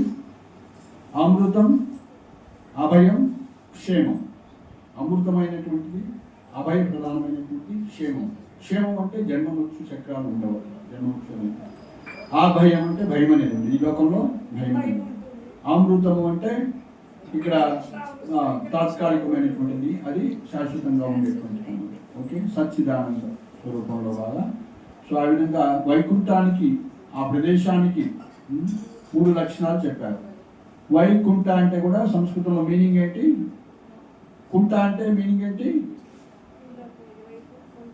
కుంఠ అంటే మీనింగ్ ఏంటి? మీనింగ్ అంటే అర్థం. కుంఠ అంటే ఓకే ఓకే అదొక సినానిమ్, దగ్గర మీనింగ్. ఇంకా యాంగ్జైటీ. కుంఠ అంటే ఏంటి? క్లేశం. కుంఠ అంటే కష్టం. కుంఠ మనం పొలాల్లో కుంటలు ఉంటాయి కదా, అందులో కాలు పెడితే ఏమవుతుంది? వాడిగా తనుకోలేక దిగట రేగడి నుంచి కలుపుకోలేక మేము నల్లరేగడి ఉంటాయి. వాడు ఈతలు కొట్టడానికో ఏదో పోతాం కదా, లేకపోతే మంచిని తాగటానికి పోయారు, కాలు దిగుబడి ఏంటి మళ్ళీ కష్టం అన్నమాట. క్లేశంలో ఇరుక్కుంటాం. ఇక్కడికి వస్తే ఆటోమేటిక్గా క్లేశం అన్నమాట. అందుకే పొద్దున్నే మనం గురువాష్టకం చదువుతాం కదా, సంసార ప్రణయ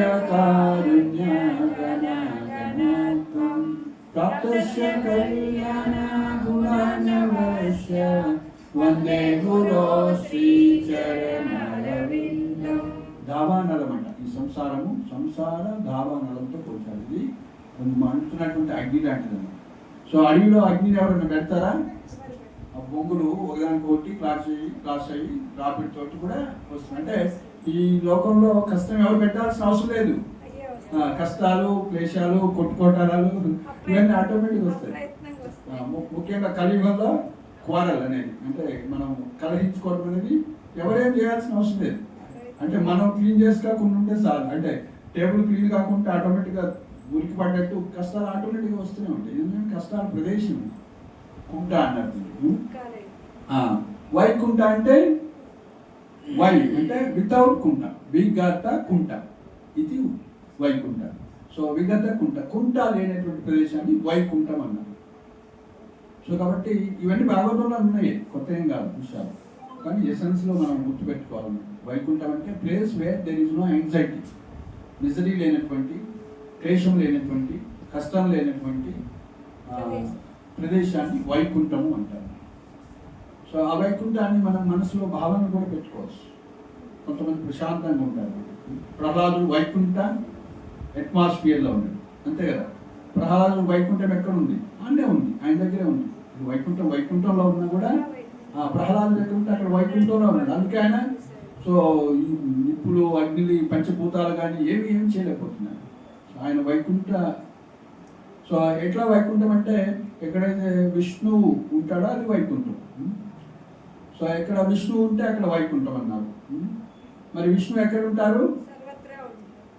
సర్వత్రా ఉన్నారు. దాన్ని మ్యానిఫెస్టేషన్, ఎలక్ట్రీషియన్ ఏ విధంగా అయితే ఎలక్ట్రిసిటీ ఫైండ్ అవుట్ చేస్తాడో, సో సర్వత్రా ఉన్న విష్ణువుని చూసేటువంటి, అనుభవించేటువంటి శక్తి మనకుంటే ఉన్నాడు, సర్వత్రా ఉన్నాడు. సో కాబట్టి అలాంటి వైకుంఠము భగవంతుడు నారదమునితో చెప్తారు. నాహం తిస్తామి వైకుంఠే నచ యోగి హృదయేషు తత్ర తిస్తామి నారద ఎత్ర గాయత్రి మద్భక్త. నా గురించి ఇక్కడ మాట్లాడుతున్నా, నేను ఆడుంటా. హరే కృష్ణ హరే కృష్ణ కృష్ణ కృష్ణ హరే హరే, హరే రామ రామ రామ హరే హరే. సో ఇక్కడ నన్ను గ్లోరిఫై చేస్తున్నారు, నా గురించి మాట్లాడుతుంటాను, నేను అక్కడ ఉంటాను. సో జగన్నాథ రూపం ఎట్లా వచ్చింది అట్లనే అనమాట. ఆయన బృందావనం గురించి వర్ణిస్తుంటే రోహిణి మాత ఆయన తన్మయత్నంలో ఆ విధంగా. సో బృందావనం అంటే గోపి విరహభావంలో ఉన్నాడు, గోపికల యొక్క విరహభావం. చైతన్య మహాప్రభు ఎవరి విరహభావంలో ఉన్నాడు? కృష్ణుడి విరహంలో ఉన్నాడు. చైతన్య మహాప్రభు ఎవరి విరహంలో ఉన్నాడు? కృష్ణుడు. జగన్నాథుడు ఎవరి విరహంలో ఉన్నాడు? గోపికల రాధారాణి విరహంలో ఉన్నాడు. అంటే బృందావనాన్ని స్మరించగానే ఈయనకి ఈ రూపం వచ్చింది. ఓకే, కృష్ణుడు జగన్నాథుడు ఎవరి విరహంలో ఉన్నాడు? రాధారాణి యొక్క విరహంలో లేదా బృందావనం విరహంలో ఉన్నాడు. బృందావన విరహంలో ఉన్నాడు, మూడులో కాదు. ఓకే, చైతన్య మహాప్రభు ఎవరి విరహంలో ఉన్నాడు? కృష్ణుడు విరహంలో ఉన్నాడు. సో చైతన్య మహాప్రభు ఎవరని మరి? రాధారాణి. రాధారాణి భావన అంటే రాధారాణి కృష్ణ విరహంలో ఉన్నాడు.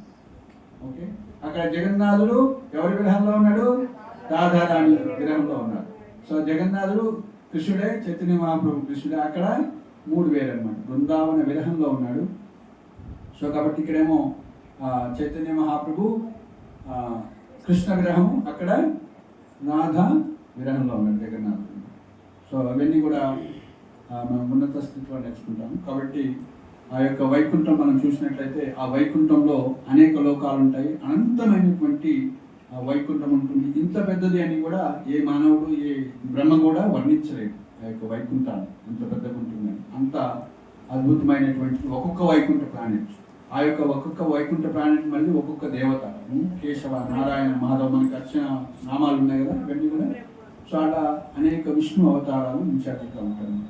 సో మనకి పరీక్షిత్ మహారాజు శ్రీమద్ భాగవతంలో సుఖదేవ గోస్వామి నుంచి భాగవతాన్ని విన్న తర్వాత ఎన్ని రోజులు వింటాడు ఆయన? 7 రోజులు. సో 24/7 మధ్యలో ప్రసాదం తీసుకొని అట్లా గ్యాప్లు కాదు, 24/7 విన్న తర్వాత ఆయనకి 2-3 అవర్స్ కొద్ది గ్యాప్ ఉందన్నమాట. సో అంతలోకి వాళ్ళ అమ్మ వచ్చేసింది. ఎవరు వాళ్ళమ్మ? పరీక్షిత్ మహారాజు వాళ్ళ మదర్ పేరేంటి? ఉత్తర వచ్చింది. సో ఉత్తర పరీక్షిత్ మహారాజు గర్భంలో ఉన్నప్పుడే ప్రాణాపాయం వస్తే ఆయన అప్పుడు ఏం చేస్తున్నామే? కృష్ణుని ప్రార్థించి రక్షించింది. సో ఈసారి మళ్ళీ ఈయనకి ప్రాణాపాయం వచ్చిందని తెలిసింది కదా. సో ఇమీడియట్గా వచ్చింది. అప్పుడు వచ్చి ఈసారి బాధపడలేదామా. సో నీవు ఎంతో ధన్యుడివి, సుఖదేవ గోస్వామి నుంచి శ్రీమద్ భాగవతాన్ని విన్నావు అంటే ఆయన శరీరాన్ని విడవటానికి ప్రిపేర్ అయి ఉన్నాడు. సో అసలు ఏమి విన్నావు, నాకు సారాంశం చెప్పమని అడుగుతుంది. 7 రోజులు నిద్రాహారాలు మాని. సో ఆయనకి ఎంత టైం ఉంది ఇప్పుడు? ఫ్యూ అవర్సే ఉందన్నమాట. ఇంకా ఎప్పుడైనా అయిపోయింది, ఆల్మోస్ట్ 7 days అయిపోయింది. సో కొన్ని నిమిషాలు, కొన్ని గంటలు మాత్రమే ఉన్నాయి. సో అప్పుడు ఆయన బృహత్ భాగవతాన్ని చెప్తారు. సో కాబట్టి పరీక్షిత్ మహారాజు ఉత్తరకి చెప్పినటువంటి సంవాదంలో సో ఇక దాన్ని ఏమంటారు? బృహత్ భాగవతం. సో ఎవరు రాశారంటే ఇది సనాతన గోస్వామి రాశారు. సో కాబట్టి ఈ సనాతన గోస్వామి రచించినటువంటి బృహత్ భాగవతంలో దాని పేరు బృహద్ భాగవతామృతం. కరెక్ట్, బృహద్ భాగవతామృతం, బృహద్ భాగవతం లేదా బృహద్ భాగవతామృతం. సో ఇందులో ఉత్తరకి పరీక్షిత్ మహారాజ్ చెప్పినటువంటి సంఘటనలు ఉంటాయి.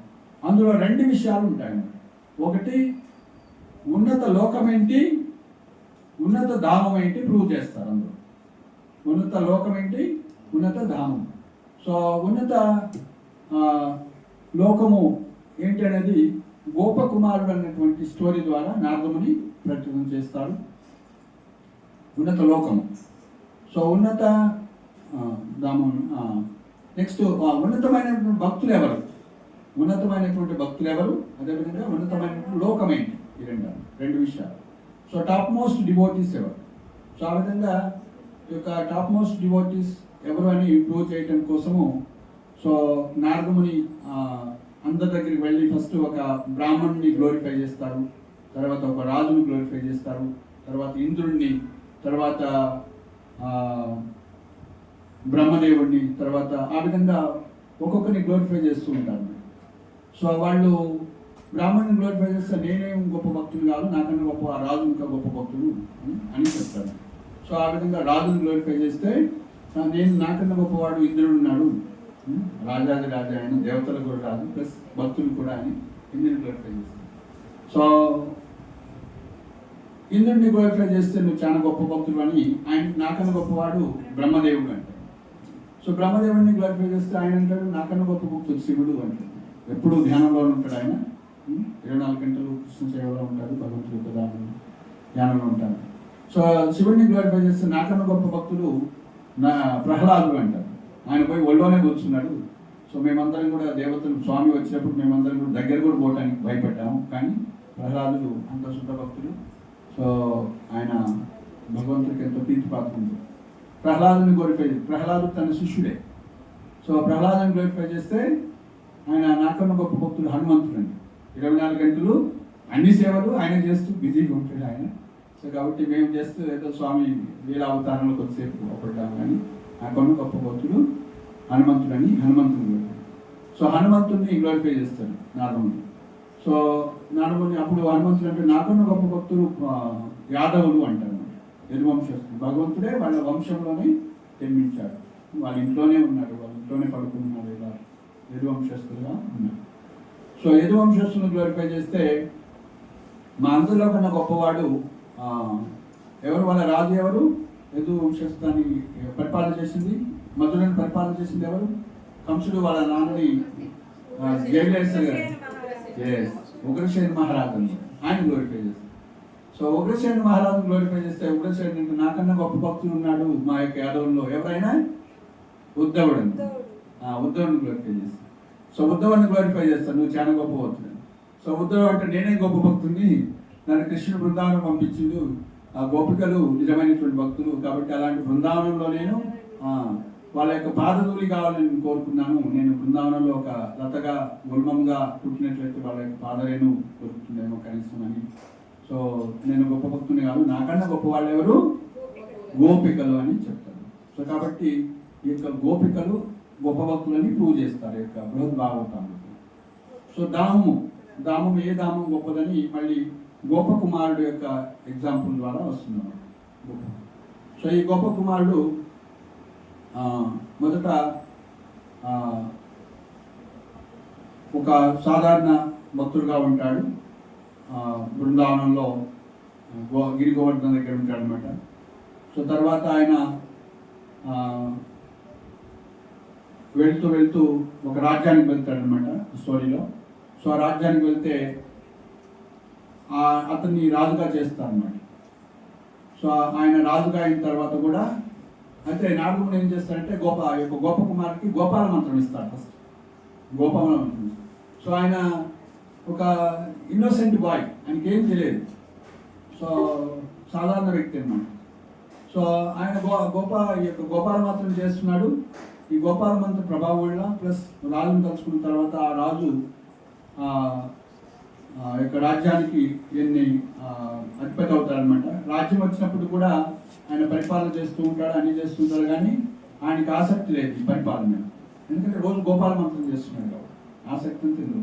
సో ఏం చేసేవాడు అన్ని డిపార్ట్మెంట్లో అందరు మినిస్టర్స్కి ఇచ్చేసి ఈయన సో అక్కడ విష్ణు టెంపుల్ ఉంటుందన్నమాట. ఆ యొక్క విష్ణు టెంపుల్ యొక్క ఆరాధనంతా ఇన్ఛార్జ్ తీసుకుంటారు, పర్ఫెక్ట్గా ఇంకా ఎలా చేయించాలని. సో ఆ విధంగా అక్కడి నుంచి అయిపోయిన తర్వాత ఆ లీల మరి అక్కడ ఇంకా ఆయన సంతృప్తి చెందలేదన్నమాట. అక్కడి నుంచి ఆయన ఇదంతా వైకుంఠంలో జరుగుతుంది, సాక్షాత్తు వైకుంఠంలో. సో ఆ తర్వాత వైకుంఠం నుంచి అక్కడ విష్ణుని ఎలా సేవలు చేస్తారు ప్రతిరోజు, విష్ణు ఉంటే దగ్గరుండి సో అన్ని ఐశ్వర్యంతో ఆయన పొగుడుతూ ఉంటారు, ఆయన పక్కనే ఉంటాడు. సో కానీ ఎప్పుడైతే ఆయన విష్ణువు ఆయన నుంచి పోతాడో మిగతా వైష్ణవు అంతా ఉంటారు, కానీ ఆయనకి మళ్ళీ డిస్సాటిస్ఫై అయిపోతున్నారు, అంత ఆదరణ ఆయనకు దొరకట్లేదు. ఆయన ఎప్పుడు భగవంతుని సేవ చేయాలని కోరిక, బాగా భగవంతుని చూడాలి, భగవంతుని సేవించాలని ఆతృత కోరిక. సో విష్ణువు ఎంతో బిజీ ఉంటారు అక్కడ, మరి 24 గంటలు నీకే ఇవ్వడే కదా టైం. సో అక్కడి నుంచి ఆయన డిస్సాటిస్ఫై అవుతారు. అప్పుడు మళ్ళీ నారదుని వచ్చేసి సో దీనికన్నా ఉన్నత స్థితి మీరు భగవంతుడు శ్రీరాముడుగా అవతరించారు కాబట్టి యొక్క రామ అయోధ్య వెళ్ళండి అని నారదుని చెప్తారు. అయితే మళ్ళీ విష్ణుని చూస్తే విష్ణు పోనిస్తాడా, పోనీయడు కదా. సో కాబట్టి నేను చూసుకుంటాను మిగతా అంతా, మీరు వెళ్ళండి, ఈవెన్ ఇక్కడ ఇన్ఫర్మేషన్ ఇవ్వకుండా మీరు అయోధ్య వెళ్ళిపోండి. సో అక్కడ అయోధ్య వెళ్తే సో ఫస్ట్ భరతుని కలుస్తాడు. సో అక్కడ ఇంత అద్భుతంగా ఇంత రూపంతో ఉన్నాడని అలా చేసిన తర్వాత సో నేను రాముని కాదయ్యా, నేను భరతుని. సో అలా కలిసిన తర్వాత స్వయంగా మళ్ళీ అక్కడికి హనుమంతుడు వస్తాడు. హనుమంతుడే స్వయంగా రాముడి దగ్గర తీసుకెళ్తాడు. సో అట్లా రాముడితోటి అక్కడేంటి రాముడు ఇక్కడ వైకుంఠంలో భగవంతుడికి ఎంతో ఐశ్వర్యంతో డైనింగ్ హాల్ చేస్తున్నారు, అంతా కూడా భోజనాలు అనేది ఏర్పాటు చేస్తున్నారు కదా. అక్కడ అంత ఐశ్వర్యం కన్నా కూడా కొద్దిగా మాధుర్య భావం ఉంది. ఎందుకంటే ఆయన ఒక రాముడు ఫ్రెండ్గా ఆయన కూడా కౌగులించుకుంటున్నాడు, కానీ విష్ణువు కౌగులించుకుంటాడా అట్లా ఉంటుంది అనమాట. విష్ణు ఎప్పుడు కూడా ఐశ్వర్య భావంతో ఉంటుంది, ఎంత దగ్గరైంది కూడా సో టచ్ చేయటం కానీ ఉండవు అనమాట విష్ణువు. సో అక్కడ రాముడు కౌగులించుకుంటున్నాడు, అన్నీ బాగానే ఉన్నాయి. సో అన్ని భగవంతుడు ఉన్నంతసేపు ఆయనకి బాగుంటుంది, ఆయనతో దర్శనం చేసుకోవటం, సేవించడం, సర్వీస్ ఉంటే చేయటం అన్ని బాగానే ఉంటుంది. కానీ రాముడు వెళ్ళిపోతే రాముడు 24 గంటలు ఇంట్లోనే ఉంటాడు కదా. సో అప్పుడు హనుమంతుడు బ్రహ్మచారి కాబట్టి హనుమంతుడు కేర్ తీసుకున్నాడు, ఆయనే అన్ని చూసుకున్నాడు, హ్యాపీగా ఉన్నాడు. సో అయినా కూడా ఆయన సాటిస్ఫై కాలేదు. సో రాముడు వెళ్ళిపోయినప్పుడు మరి ఆ విధంగా ప్లస్ రాముడు అక్కడ మర్యాద పురుషోత్తముడు అన్నమాట. సో ఆయన మర్యాదగానే ప్రవర్తించాలి. సో సభ మధ్యలో కానీ లేకుంటే తల్లిదండ్రులు అందరూ ఉంటారు కదా, ఎంతవరకు ఫ్రెండ్లీగా ఉండాలో అంతవరకే ఫ్రెండ్లీగా ఉంటుంది. సో అప్పటికి కూడా ఆయన సాటిస్ఫై కావాలి. అప్పుడు రాముడు చెప్తాడు, సో నీకు ఇంకా ఈయన గోపాల మంత్రం చేస్తున్నారు కదా, నిత్యము గోపాల మంత్రం మాత్రం మర్చిపోలేదు. సో కాబట్టి ఆయనకి తృప్తి పడలేదు. సో అప్పుడు రాముడు స్వయంగా చెప్తాడు, నాకన్నా కూడా మీరు ద్వారకా వెళ్ళండి, మీరు కృష్ణుని ఉపాసిస్తున్నారు కాబట్టి కృష్ణ దర్శనము, కృష్ణ ఇవన్నీ కూడా. సో అక్కడ కృష్ణుని దగ్గరికి వెళ్తే డైరెక్ట్గా ద్వారకా వెళ్ళగానే స్వయంగా ఉద్ధవుడు వచ్చి ఆహ్వానిస్తాడు. సో ఉద్ధవుడు వచ్చేసి ఆయన్ని పట్టుకొని తీసుకెళ్ళి యొక్క భగవంతుడి దగ్గరికి తీసుకెళ్తాడు. కృష్ణుడు కూడా ఎంతో ఆనందిస్తాడు అన్నమాట. ఎందుకంటే కృష్ణుడు ద్వారకా వెళ్ళింది బృందావనించే కాబట్టి ఆయనకు తెలుసు గొప్ప బాలుడు యొక్క మూడేంటో అని తెలుసు. సో ఆ విధంగా స్వయంగా ఆయనకు పాదస్పర్శ, స్వయంగా ఉద్ధవుడే తీసుకెళ్ళి భగవంతుడి యొక్క పాదాలను స్పర్శింపజేస్తాడు. భగవంతుడు ఆ యొక్క పాదస్పర్శ ఇదంతా కూడా ఎక్కడ ఏ అవతారంలో ఇక్కడ విష్ణువు కానీ రాముడు కానీ దొరకలేదు అన్నమాట. సో ఆయన పాదాలని తన నెత్తిని కూడా పెట్టించుకుంటాడు. సో ఎంతో ఆనందిస్తామంట. స్వయంగా రాగానే భగవంతుడి యొక్క సో పాదాలను పట్టుకునేటువంటి అవకాశం వచ్చింది. సో ఆ విధంగా ద్వారకాలో ఉంటుంటాడు అనమాట. రోజు గోపాల మంత్రం చేస్తుంటాడు. కానీ ద్వారకాలో కూడా కృష్ణుడు ఏంటి మళ్ళీ ఐశ్వర్య భావంతోనే ఉండాలి. సో వాళ్ళ అమ్మ నాన్న ఉన్నారు, ఎవరెవరు ఉన్నాడా, దేవకి, వసుదేవుడు, ఇంకా రోహిణి కూడా ఉంది అక్కడ. వసుదేవుడి భార్య రోహిణి కూడా ఇక్కడ ఉన్న తర్వాత బృందావనం నుంచి బలరాముడు వెళ్ళిపోతాడు, కృష్ణుడు వెళ్ళిపోతాడు కదా, రోహిణి కూడా ద్వారక వెళ్ళిపోతుంది.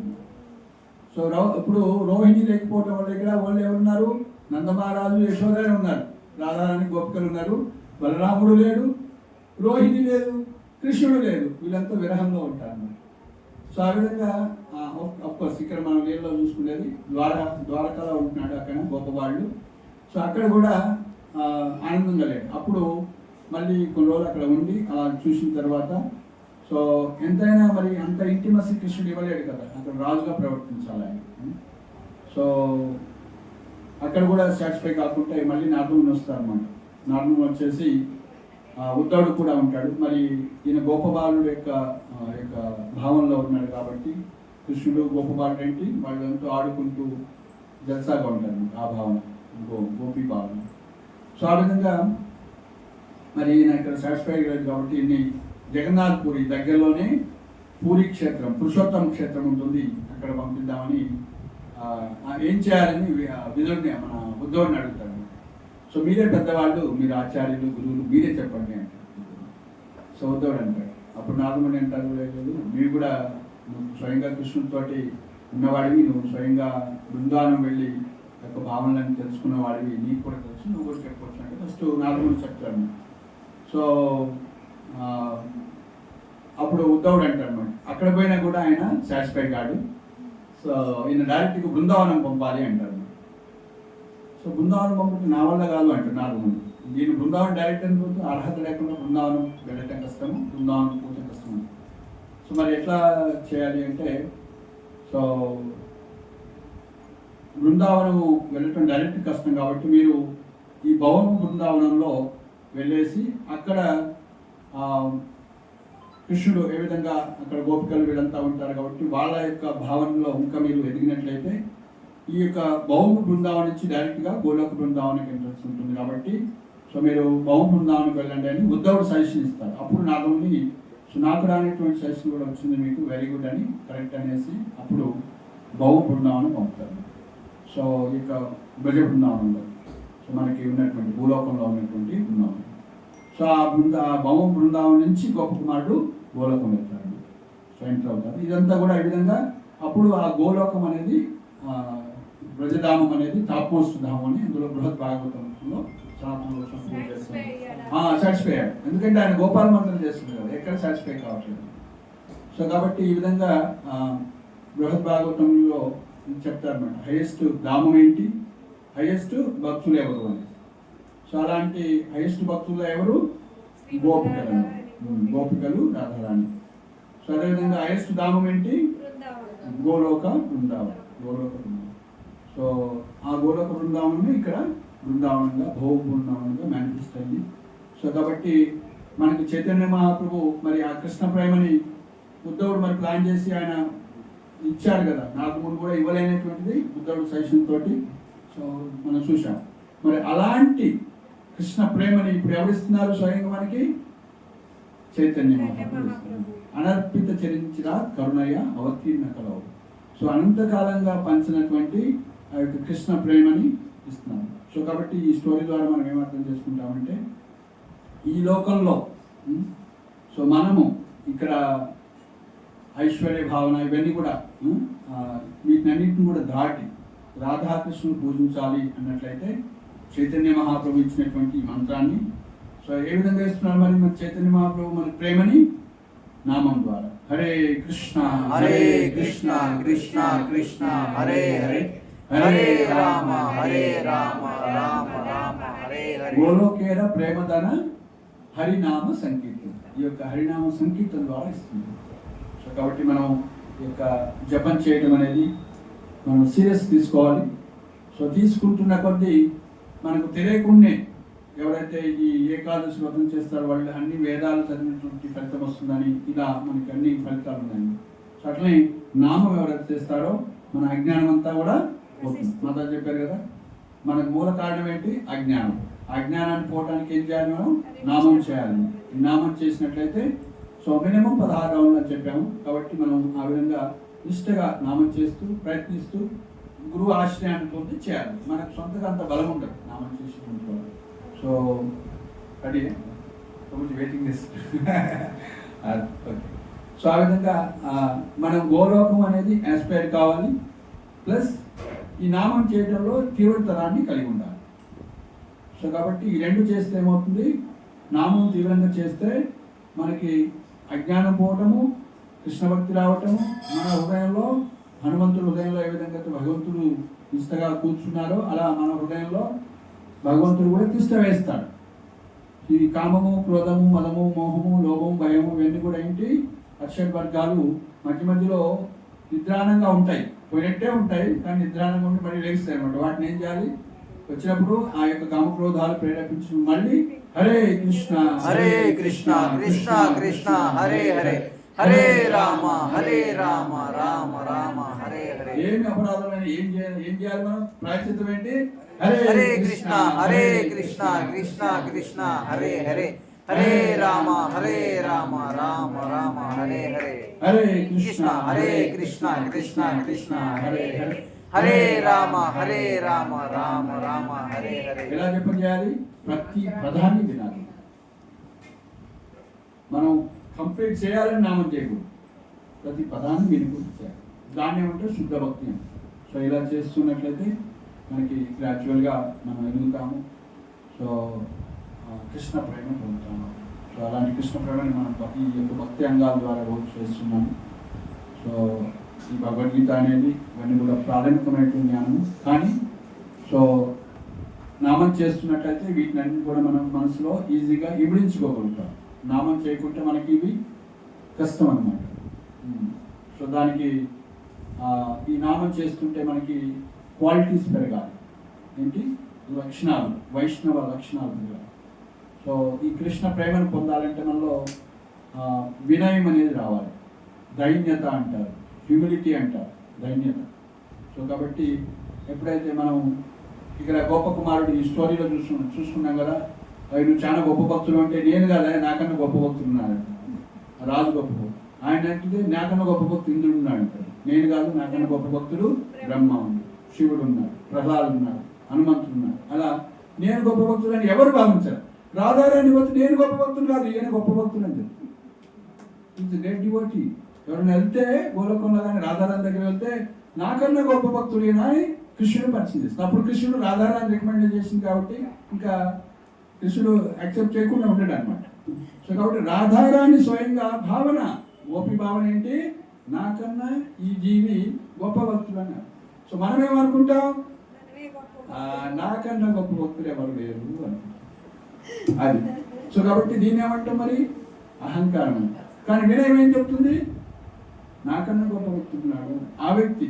అయితే దీనికి ఒక స్టోరీ చెప్పి క్లోజ్ చేద్దాం. బృందావనంలో ఒక వ్యక్తి గురుగారు నాకు దీక్ష ఇవ్వండి అంటాడు. సో దీక్ష నీకు ఇంకా అర్హత రాలేదు అంటాడు. అంటే ఏం అర్హతలు కావాలి, నేను అంతా ఇది చెప్పండి నాకు క్వాలిటీస్, నేను అన్నిటికీ ప్రిపేర్ అవుతాను. సో సరే, నీకన్నా తక్కువ క్వాలిటీస్ ఉన్న వాడిని బృందావనంలో ఉంటారు, ఆయన కూడా గురువు శిష్యుడు కాదు. ఇంకా నీకన్నా ఎప్పుడైనా సరే ఒక్కడైనా సరే తక్కువ క్వాలిటీస్ ఉన్నామని ఒక్కడిని చూపించాను, నాకు నీకు దీక్ష ఇస్తాను, 24 hours టైం ఇస్తాను. సో అబ్బాయి 24 hours 24 minutes చాలు. సరే సరే మీరు తీసుకోండి, టైం తీసుకోండి, నీకన్నా తక్కువ వాడిని ఎవరైనా. సో అప్పుడు ఏం చేస్తారంటే ఇంటికి పోతా ఉంటారు. సరే గురుగారు చెప్పారు నాకు టైం 24 hours. సో రిక్షా తీసుకొని పోతుంటారు, రిక్షాలో. సో గురువుగారికి చెప్తాను, ఇక ఈ రిక్షా వాళ్ళ నాకన్నా తక్కువ క్వాలిటీస్ ఉన్నాయని నేను ఒక వ్యక్తిని చూస్తే చాలు నాకు దీక్ష వచ్చేస్తుంది. అప్పుడు మళ్ళీ ఆలోచిస్తారు, లేదు నా దగ్గర 10 రూపాయలు ఉండొచ్చు, 100 రూపాయలు ఉండొచ్చు, నేను ఇంటికి 10 కిలోమీటర్లు నేను నడిచిపోవాలంటే ఈ రిక్షా లేకుంటే లేదు, నాకన్నా గొప్పవాడేనా, సో నన్ను ఇక్కడ ఇంతగా తీసుకెళ్ళాడు అనేసి డెఫినెట్గా నేను గొప్పవాడే కాబట్టి నాకన్నా తక్కువవాడు కదని మళ్ళీ ఆపుకుంటున్నాను. సో ఇట్లా 2-3 ఆలోచిస్తాడు ఆయన. నెక్స్ట్ డే మలం విసర్జన చేస్తుంటాడు కదా, ఈ మలంలో కనీసం ఈ కీటకం ఏదవుతుందో, ఈ పురుగు ఏదవుతుందో దీనికన్నా ఇదిగో మలం తీసుకుపోయి చూపించలేకపోయినా కూడా ఆ యొక్క కీటకాన్ని, ఆ యొక్క పురుగుని తీసుకుపోయి చూపించలేకుండా మలంలో యొక్క కీటకం ఏదవుతుందో అది నాకన్నా తక్కువదని నేను చెప్తాను, నాకు దీక్ష దొరుకుతుంది అంతే అనుకున్నాను. సో అప్పుడు మళ్ళీ అనుకుంటాడు, లేదు నేను ఇంత కృష్ణ ప్రసాదం ఇవన్నీ తిని నేను జీర్ణం చేసుకొని నేను బతుకుతున్నాను, కానీ ఈ యొక్క పురుగు ఎంత గొప్పది అంటే మలంలో ఉండి కూడా బతుకుతుంది, అని జీవించగలుగుతుంది, కాబట్టి నాకన్నా గొప్పదే, నాకన్నా గొప్ప క్వాలిటీస్ ఉన్నాయని లేదని దీన్ని కూడా చెప్పలేదు. సో అనేసి నెక్స్ట్ డే వెళ్తాడు గురువు దగ్గరికి.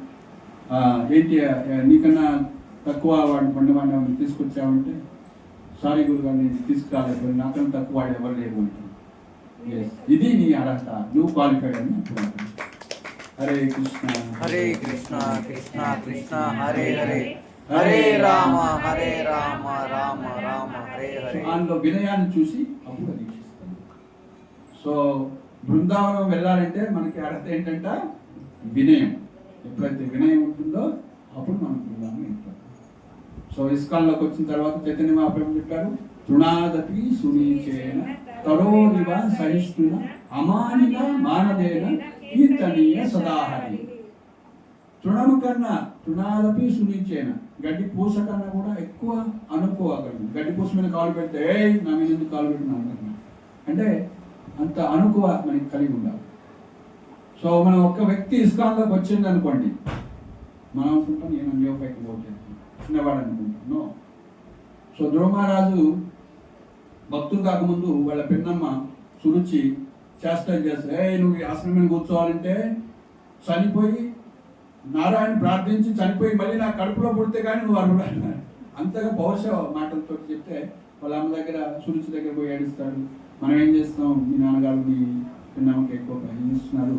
సో కాబట్టి నారాయణ ఏడున్నారంటే ఇట్లా అడుగులో ఉంటాడంటే ఆమె పోయి చూసుకొని వచ్చింది. అంటే ఆ స్థితిలో కూడా అపరాధం చేస్తే కూడా ఎప్పుడైతే భగవంతుడు ప్రత్యక్షం అవుతాడో ఏం జరుగుతుందో చెప్తాను. మీ తమ్ముడు ఉత్తముడు అడవిలోకి వెళ్ళి చనిపోతాడు యక్షుల ద్వారా, మీ పిన్నమ్మ అడవిలో పోయి ఆమెను చూడటానికి వెళ్ళి ఆమె చనిపోతుందని చెప్పేస్తాడు. అంటే అపరాధం యొక్క ఫలితం అన్నమాట.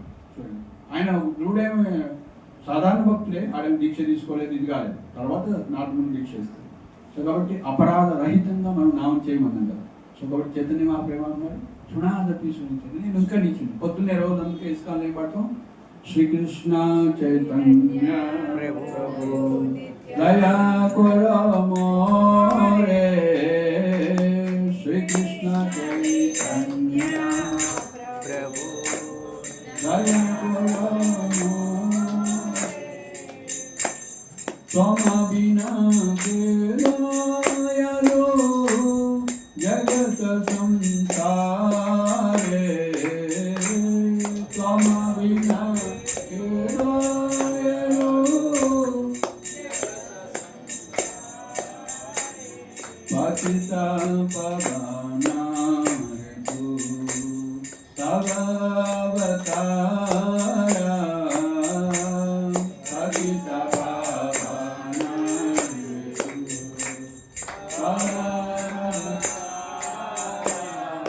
తవ పతిత ప్రభు నా పైదే ఆరా, పతిత ప్రభు నా పైదే ఆరా. చైతన్య మహాప్రభు చెప్తున్నాం, నాలాంటి పద్ధతులు ఎవరు లేడయ్యా, నన్ను ఉద్ధరించి నేను పద్ధతి టాప్ మాస్టర్ పద్ధతి నేను. మోసామ పతిత ప్రభు నా పైపే ఆర, నీకు ఎవరు దొరకడు నాకన్నా పతితుడు అని చెప్తున్నాం చైతన్య. మనం ఆ మీనింగ్ అర్థం చేసుకుంటే, సో చైతన్య మహాప్రభు మనం వినేస్తున్నాం, నువ్వు పతితులను ఉద్ధరించడానికి వచ్చినవయ్యా, జగాయి మదాయి ఇట్లాంటి వాళ్ళందరూ కూడా, కానీ నాకన్నా పతితులు ఎవరు లేడు, నన్ను ఉద్ధరిస్తే నువ్వు భగవంతుడు అయిపోతావు అని మనం చేయాలి. సో కాబట్టి అట్లాంటి వినయాన్ని మనం తృణాదపి సునీచేన తరోనివ సహిష్ణున అమానిన మానదేన. We should respect everybody. అమానం. సో అమాని అంటే మనం రెస్పెక్ట్ ఆశించకూడదు. మానదేన అందరూ కూడా వాళ్ళకి తగిన విధంగా రెస్పెక్ట్ ఇవ్వాలి. పుళ్ళు కూడా మనం రెస్పెక్ట్ చేయాలని పోయి గౌరవించమని కాదు, దానికి ఇచ్చే రెస్పెక్ట్. సో సమాజంలో సభ్యత ఎంత మర్యాద ఉందో, మర్యాద దానికి ఎటికేట్ ఉంటారు, వైష్ణవ ఎటికేట్. సాధారణంగానే సమాజంలో ఎటికేట్ ఆచారం అని ఉంటుంది. సో వైష్ణవులకు ఇంకా హైయెస్ట్ లెవెల్. నేను ఇక్కడ మంచిని తాగాను, పోయి ఇంకోటి చేయడానికి ఉండదు, ఆచరణ చేసుకొని శుద్ధి చేసుకొని చేయాలి. సో అవన్నీ కూడా అంటే ఈ సదాచారం. నేను ఇట్లా కాలు పట్టుకున్నాను, సో ఇమీడియట్గా ఆచరణ చేసుకుంటేనే. కాబట్టి ముక్కులో చిన్నపిల్లలు ముక్కులో ఏలు పెట్టుకుంటారు, అమ్మకు తెలుస్తుంది, వీటికి తెలియదు. ముక్కులో ఏలు పెట్టుకుంటే చివరి ఏలు పెట్టుకుంటే మళ్ళీ నోట్ ఏలు పెట్టుకుంటారు. సో కాబట్టి మనం సదాచారం. అట్లా మనం ప్రసాదం తిన్నాం, అప్పుడు ఏం చేస్తాం, దాన్ని మోపింగ్ చేస్తాం. ఇస్కాన్ రాకముందు అట్లుందా లేదు, అంటే మనం సదాచారం నేర్చుకుంటేది. ఇవన్నీ చేయడం వల్ల మన కాన్షియస్నెస్ ప్యూర్గా ఉంటుంది. సో అలాంటి ప్యూర్ కాన్షియస్. మనం ఎందుకు ఆర్డర్ దగ్గర పోయి పూజ చేయట్లేదు, శ్రీజీవులు ఎందుకు చేస్తున్నాం? ఎప్పుడైతే సదాచారం చేస్తున్నాడో, గురువు ఎప్పుడైతే గుర్తిస్తాడో ఇమీడియట్గా నేను పోయి పూజ చేయమని. అంటే బ్రాహ్మణ సత్వగుణము, బ్రాహ్మణ క్వాలిటీస్ వస్తాయి. సో కాబట్టి మనకి ఎంతమంది పూజారులు కావాలి ఇక్కడ? 6 మినిమం అయితేనే మన జగన్నాథ్ బయటకు వస్తారు, లేకపోతే రాడు. దీక్ష తీసుకోవాలి, ఆచరణ చేసుకుంటారు. దానికి 6 ఒక డ్యూటీ ఉంటే ఒక విగ్రహం ప్రతిష్ట అయితే అంట రోజు రాజభోగం వండేవాళ్ళు. ఇప్పుడు ఒక సండే కుకింగ్ చేయడానికి మనం సగలు అవుతుంది, అట్లనే రోజు రాజభోగం. రోజు స్వామికి ఒక ముఖ్యంగా జగన్నాథుడికి అయితే వంట ఖచ్చితంగా చేయాలి. అనేక చెప్పని పోగు కాకుండా కనీసం రోజు 10 ఐటమ్స్ చేయాలి. ప్రతి ఇస్కాన్లో కూడా రాజభోగు స్టాండర్డ్ పూజారి ఉంటాడు. రోజు కుకింగ్ చేసేవాళ్ళు కావచ్చు. రోజు మంగళారతి చేసేవాళ్ళు. ఎవరు చేశారు ఈరోజు మంగళారతి? సతీష్ ప్రభు ఇక్కడ ఉన్నాడు, ఉన్నారా? ఎవరు చేశారు ప్రభు మంగళారతి? ఎంతమంది వచ్చారు? భుజంగ శర్మ. సండే కాంగ్రిగేషన్ అంటే సండే ఎట్లా ఉంటుందంటే అక్కడ ఉన్న వాళ్ళు అటెండెన్స్ వేసుకోవడానికైనా రావాలి కనీసం. కాంగ్రిగేషన్ డివోటీస్ అని చెప్పుకోవడానికి ఇస్కాన్లో డివోటీస్ అంటే పలానా సెంటర్. సో కాబట్టి ఇక్కడ ఆయనకి దీక్ష లేకున్నా కూడా ఇక్కడ బై వచ్చు ఇక్కడ ఉన్నాడు కాబట్టి. రెండోది ఆప్షన్స్ ఆఫ్ మై ప్రజెన్స్. అంటే నేను కొత్తగూడెం వెళ్ళాము, మేము ద్వారకా తిరుమల పోయి 10 గంటలకు వచ్చాము. నేను అనుకున్నాను రాత్రే వచ్చేస్తామని, మేము 10 గంటల జర్నీ కన్నా పొద్దున వచ్చేద్దామని వచ్చాను. సో కాబట్టి సతీష్ బాబు 2-3 రోజులు చేస్తున్నా, నేను ఉన్నప్పుడు కూడా చేయించాను. నేను చెప్తున్నాను, so why you are not qualified, మీరు ఎందుకు యాస్పైర్ చేయట్లేదు? ప్రతి ఒక్కరు ఇంతకుముందు వీణామాత ఉన్నారు, 1 year నుంచి రోజు నైవేద్యం చేసుకొని వస్తున్నారు, అటెంప్ట్ చేస్తున్నారు. సో ఇనిషియల్గా మనం అట్లా ఫీల్ అయిపోయాం, మా సాయిబాబు గురించి అట్లా ఇట్లా మాట్లాడుతుంది కాన్షియస్నెస్ అని తెలిసే వాళ్ళు నైవేద్యం పెట్టుకుని మీరు కానీ ముట్టుకోలేదు ఇనిషియల్గా. సో తర్వాత మాతాజీ సిన్సియారిటీ చూసి ఒకసారి మేమిద్దరం నేను విష్ణు భోజనం చేస్తూ కూడా అమ్మ నాకు వడ్డించకున్నట్టుగా అన్నారు. అంటే ఆమెకి సాయిబాబు గురించి ఆర్గ్యుమెంట్ చేస్తుంది, ఆయన కూడా దేవుడు అని. అని పొల్యూటెడ్ కాన్షియస్నెస్, ప్రాపర్ కాన్షియస్నెస్ లేదు. సో ఏకలా ఈశ్వర కృష్ణ ఆడసభబుచ్చ, ఏ జీవి అని కూడా దాసుడే. ఒక జీవే కాదు, ఎన్ని అవతారాలు ఉన్నా కూడా ఏకలా ఈశ్వర కృష్ణ ఆడసభబుచ్చ. బలరాముడే కానీ, మహావిష్ణువే కానీ, రాముడే కానీ, ఏ అవతారం ఉన్నా కూడా అది కృష్ణుడు యొక్క మృత్య అని చెప్తున్నారు. సేవకులే ఎన్ని అవతారాలు వచ్చినా కూడా. మనం ఈ గోపకుమారుడు స్టోరీలో కూడా చూస్తాం కదా. So top most devotees gopis అని, టాప్ మోస్ట్ వర్షిపబుల్ రాధాకృష్ణ అని, కృష్ణ అని. సో ఇంత మనం ఫిలాసఫీ ఇంత ఉందన్నమాట. సో కాబట్టి ఏంటంటే మనం ఎదగటానికి కృష్ణ కాన్షియస్నెస్లో ఆతృత మనకు ఉండాలి. ఈ రేపు మంగళారతి నేను చేయాలని మీకు ఉండాలి, జాగృతి కావాలి. 16 రోజులు బేసిక్గా చెప్తున్నాం, ఓకే. సో రోజొక్కరు మంగళారతి చేయాలి. వీణామాత చూస్తే మంగళారతి కూడా చేయించినాం, తులసి ఆరతి చేయించినాం, మంగళారతి పాడించినాం. అంటే నీళ్ళు కూడా ఉంది, 2 ముగ్గురు మీరు పాడండి ఈరోజు అంటే. రామాదేవి మాత చూస్తే కూడా అప్పుడప్పుడు ప్రయత్నిస్తున్నారు, ఆమె ఇంకా రేజ్ చేయలేదు, మంగళారతి దగ్గరే ఉంటారు ఇక్కడ. సో మీకు ఆపర్చునిటీ ఉంది అన్నమాట. సో వెస్ట్రన్ కంట్రీస్లో మాతాజీస్ కూడా పూజ చేస్తారు. కొన్ని టెంపుల్స్ ఇప్పుడు వాళ్ళే అన్నీ మెయింటైన్, కుకింగ్ ఇవన్నీ కూడా ఈవెన్ పూజ అని వాళ్ళు. ఇప్పుడు కొన్ని ఇస్కాన్ చూస్తాం, లైవ్లో చూస్తాం, మాతాజీ పూజ లేని ఆప్షన్స్ కాబట్టి ఎక్కువ మంది తెలుసు. సో ఒకే పూజారి పొద్దున్న మంగళారతి చేసి, డ్రెస్సింగ్ చేసి, మళ్ళీ హారతి చేసి, మళ్ళీ రాజభోగ హారతి చేసి, 10 గంటల హారతి చేసి, మళ్ళీ 4 గంటల హారతి చేసి, మళ్ళీ చైన్ హారతి చేసి, మళ్ళీ చైన్ డ్రెస్ మార్చి, మళ్ళీ రాత్రి హారతి 6 చేయలేదు అన్నమాట. కాబట్టి సో మనం క్వాంటిటీ పెరగాలి, పూజా విధానం అంటే పూజాలు పెరగాలి, కుకింగ్ సేవకులు పెరగాలి, అప్పుడు అవి మేనిఫెస్టో. సో కాబట్టి మీలో సీరియస్నెస్ పెంచుకోండి, ప్రతి ఒక్కరు తిలకం పెట్టుకోండి, జపం చేయండి. జపం చేయలేకపోతే స్ట్రగుల్స్ అవుతుంటుంది, మైండ్ పోతుంది, రండి వచ్చి కలిసి జపం చేస్తూ ఉంటాయి. సో మీకు కూడా ఇస్తాం ఛాన్స్ పాడటానికి. నేను సికింద్రాబాద్ ఇస్కాన్లో జాయిన్ అయినప్పుడు సాదయ్య ప్రభు ఉన్నారు. సో నేను కొన్ని రోజులు చూస్తూ ఉన్నాను, అక్కడ సాటర్డే సండే వస్తే అక్కడే ఉంటాను. ఆ తులసి ఆర్తి పాడమన్నారు. నాకు అది ఆ యొక్క ఉదుర్తి ఆ యొక్క రాలేదు ట్యూన్, అంటే నేను పాడలేదు అనుకున్నాను. సో అట్లా ఏంటంటే సడన్గా రాదనమాట, ప్రాక్టీస్ బై ప్రాక్టీస్. సో మీరు ప్రాక్టీస్ చేయండి, ఈరోజు సంకల్పం పెట్టుకోండి. సో మీరు పూజారే ఉంటారు, ఎవరు లేనప్పుడు మాతాజీ అంటే మేము ఉన్నప్పుడు కూడా మాతాజీని కూడా ఎంకరేజ్ చేస్తాం. కృష్ణకుమారి మాతాజీ చేశారు ఇక్కడ పూజ, లలిత మాతాజీ ఎవరు లేనప్పుడు ప్రభుత్వ కార్యక్రమాలు ఎమర్జెన్సీ ఉంటే మధ్యాహ్న హారతి కూడా చేశారు. So we should be qualified అని. సో మనం అంత ఛాన్స్ ఇస్తున్నాం. సో బ్రాహ్మణుడు బ్రాహ్మణ పత్ని అట్లా ఉంటున్నారు. ఇస్కాన్లో ఎంత స్థాయి అంటే ప్రతి ఒక్కరు ఆత్మస్థాయికి తీసుకొస్తుంది, బియాండ్ డిజిగ్నేషన్స్. అఫ్కోర్స్ ఎమర్జెన్సీలో అట్లా మాతాజీస్ కూడా చేస్తారు, ఆ సేవలు కూడా. సో లేనప్పుడు మనం ఎమర్జెన్సీలో రాణి రుద్రమదేవి యుద్ధం కూడా చేసినట్టు, so we have to be ready అన్నమాట ఫర్ ఎనీథింగ్. సో మరి పూజ చేయడానికి ఏం కష్టం, మంగళారతి వచ్చింది కాకండి, పాడటానికి ఏం కష్టం. ఇస్కాన్ మాయపూర్లో అయింది మాతాజీ టీం 4 గంటల నుంచి 5 గంటల వరకు మాతాజీ సొంత వాళ్ళు మృదంగాలు కర్తాలు ఒక టీం ఒక మాతాజీ వాళ్ళు ఎవరు శాఖ మాతాజీ చాలా మంది ఉన్నారు ఫేమస్. మరి మీరు ఎందుకు డెవలప్ కావట్లేదు ఇక్కడ? మరి టీములు తయారు కావాలి, సింగర్స్, పూజారులు, కుక్క అంటే మామూలుగా వంటలు చేయడానికి చాలా మంది కావాలి మనకి. సో అలా చేస్తుంటే నిన్న బృందావనం మేము ద్వారకా తిరుమల వెళ్ళాం, 40 మంది వచ్చారు. బస్సు 25 అయ్యారు. సరే ఏదో ప్రైవేట్ బస్సు అనుకున్నాం, కాదు ఆర్టీసీ మనకి టచ్ ఉంటే రవి గారిని నేను ఫోన్ చేస్తే అక్కడ నెంబర్ ఇచ్చారు డిఎం మేడం రాజలక్ష్మి, ఆమె ఇంకో నెంబర్ ఇచ్చింది. చేస్తే మొత్తం 40 సీట్లు ఉందంటే 50 సీట్లు ఉందని అన్న. సరే 40 కావచ్చు అనుకుంటే మరి వాళ్ళ నీటితో లేదో ఎందుకని మంచిదని మనకి ఖమ్మం గ్రూప్లో కూడా వేసాము. అంటే సో మాతాజీ వస్తాను శాంతిగా.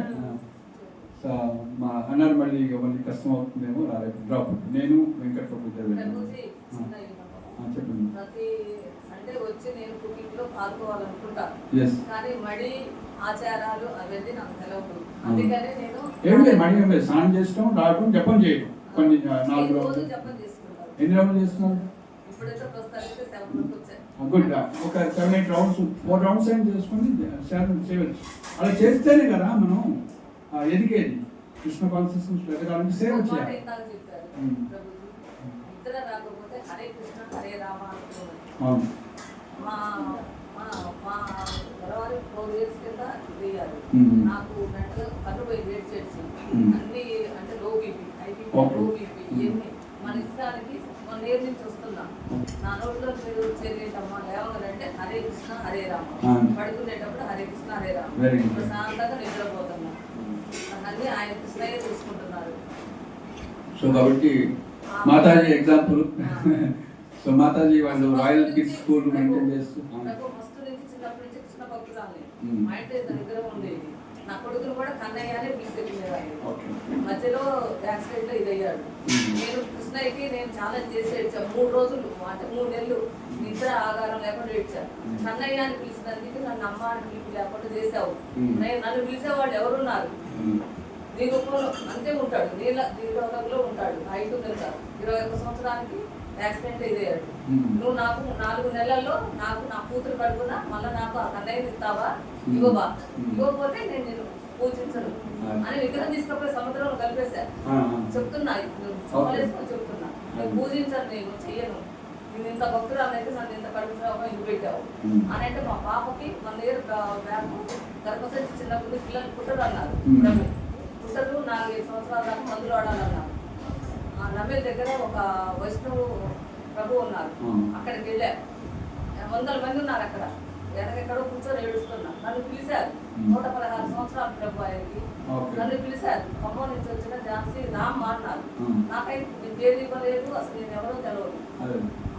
పిలిస్తే దగ్గరికి వెళ్ళాను. నువ్వు ఎందుకు ఏడుస్తున్నావు? ఇంటికి వెళ్ళు, శుభవార్త వింటావు, నిన్నే అమ్మాని పిలుస్తాడు. జన్మ ఇవ్వడం నీ కూతురు బాధ్యత. అమ్మాని పిలిచేది నువ్వే సాధాలి. వచ్చాడు, నీ కూడా వెళ్ళిపో అని అన్నాడు. ఇంటికి వచ్చే వరకు పాప కళ్ళు ఎదురు తిరుగుతున్నాయి. ఇక అప్పుడు మళ్ళీ కృష్ణయ్య ఆయన ఉన్నావు, నా అందునే ఉన్నావని. నా మనవాడు అంటే అంత ఇష్టం. కన్నయ్యని ఎట్లా రోజు లేవని కన్నయ్య అంటారు. నా మనవాడు కూడా కన్నయ్య. మీరు చూస్తారు కదా. హరే కృష్ణ హరే కృష్ణ కృష్ణ కృష్ణ హరే హరే, హరే రామ రామ రామ హరే.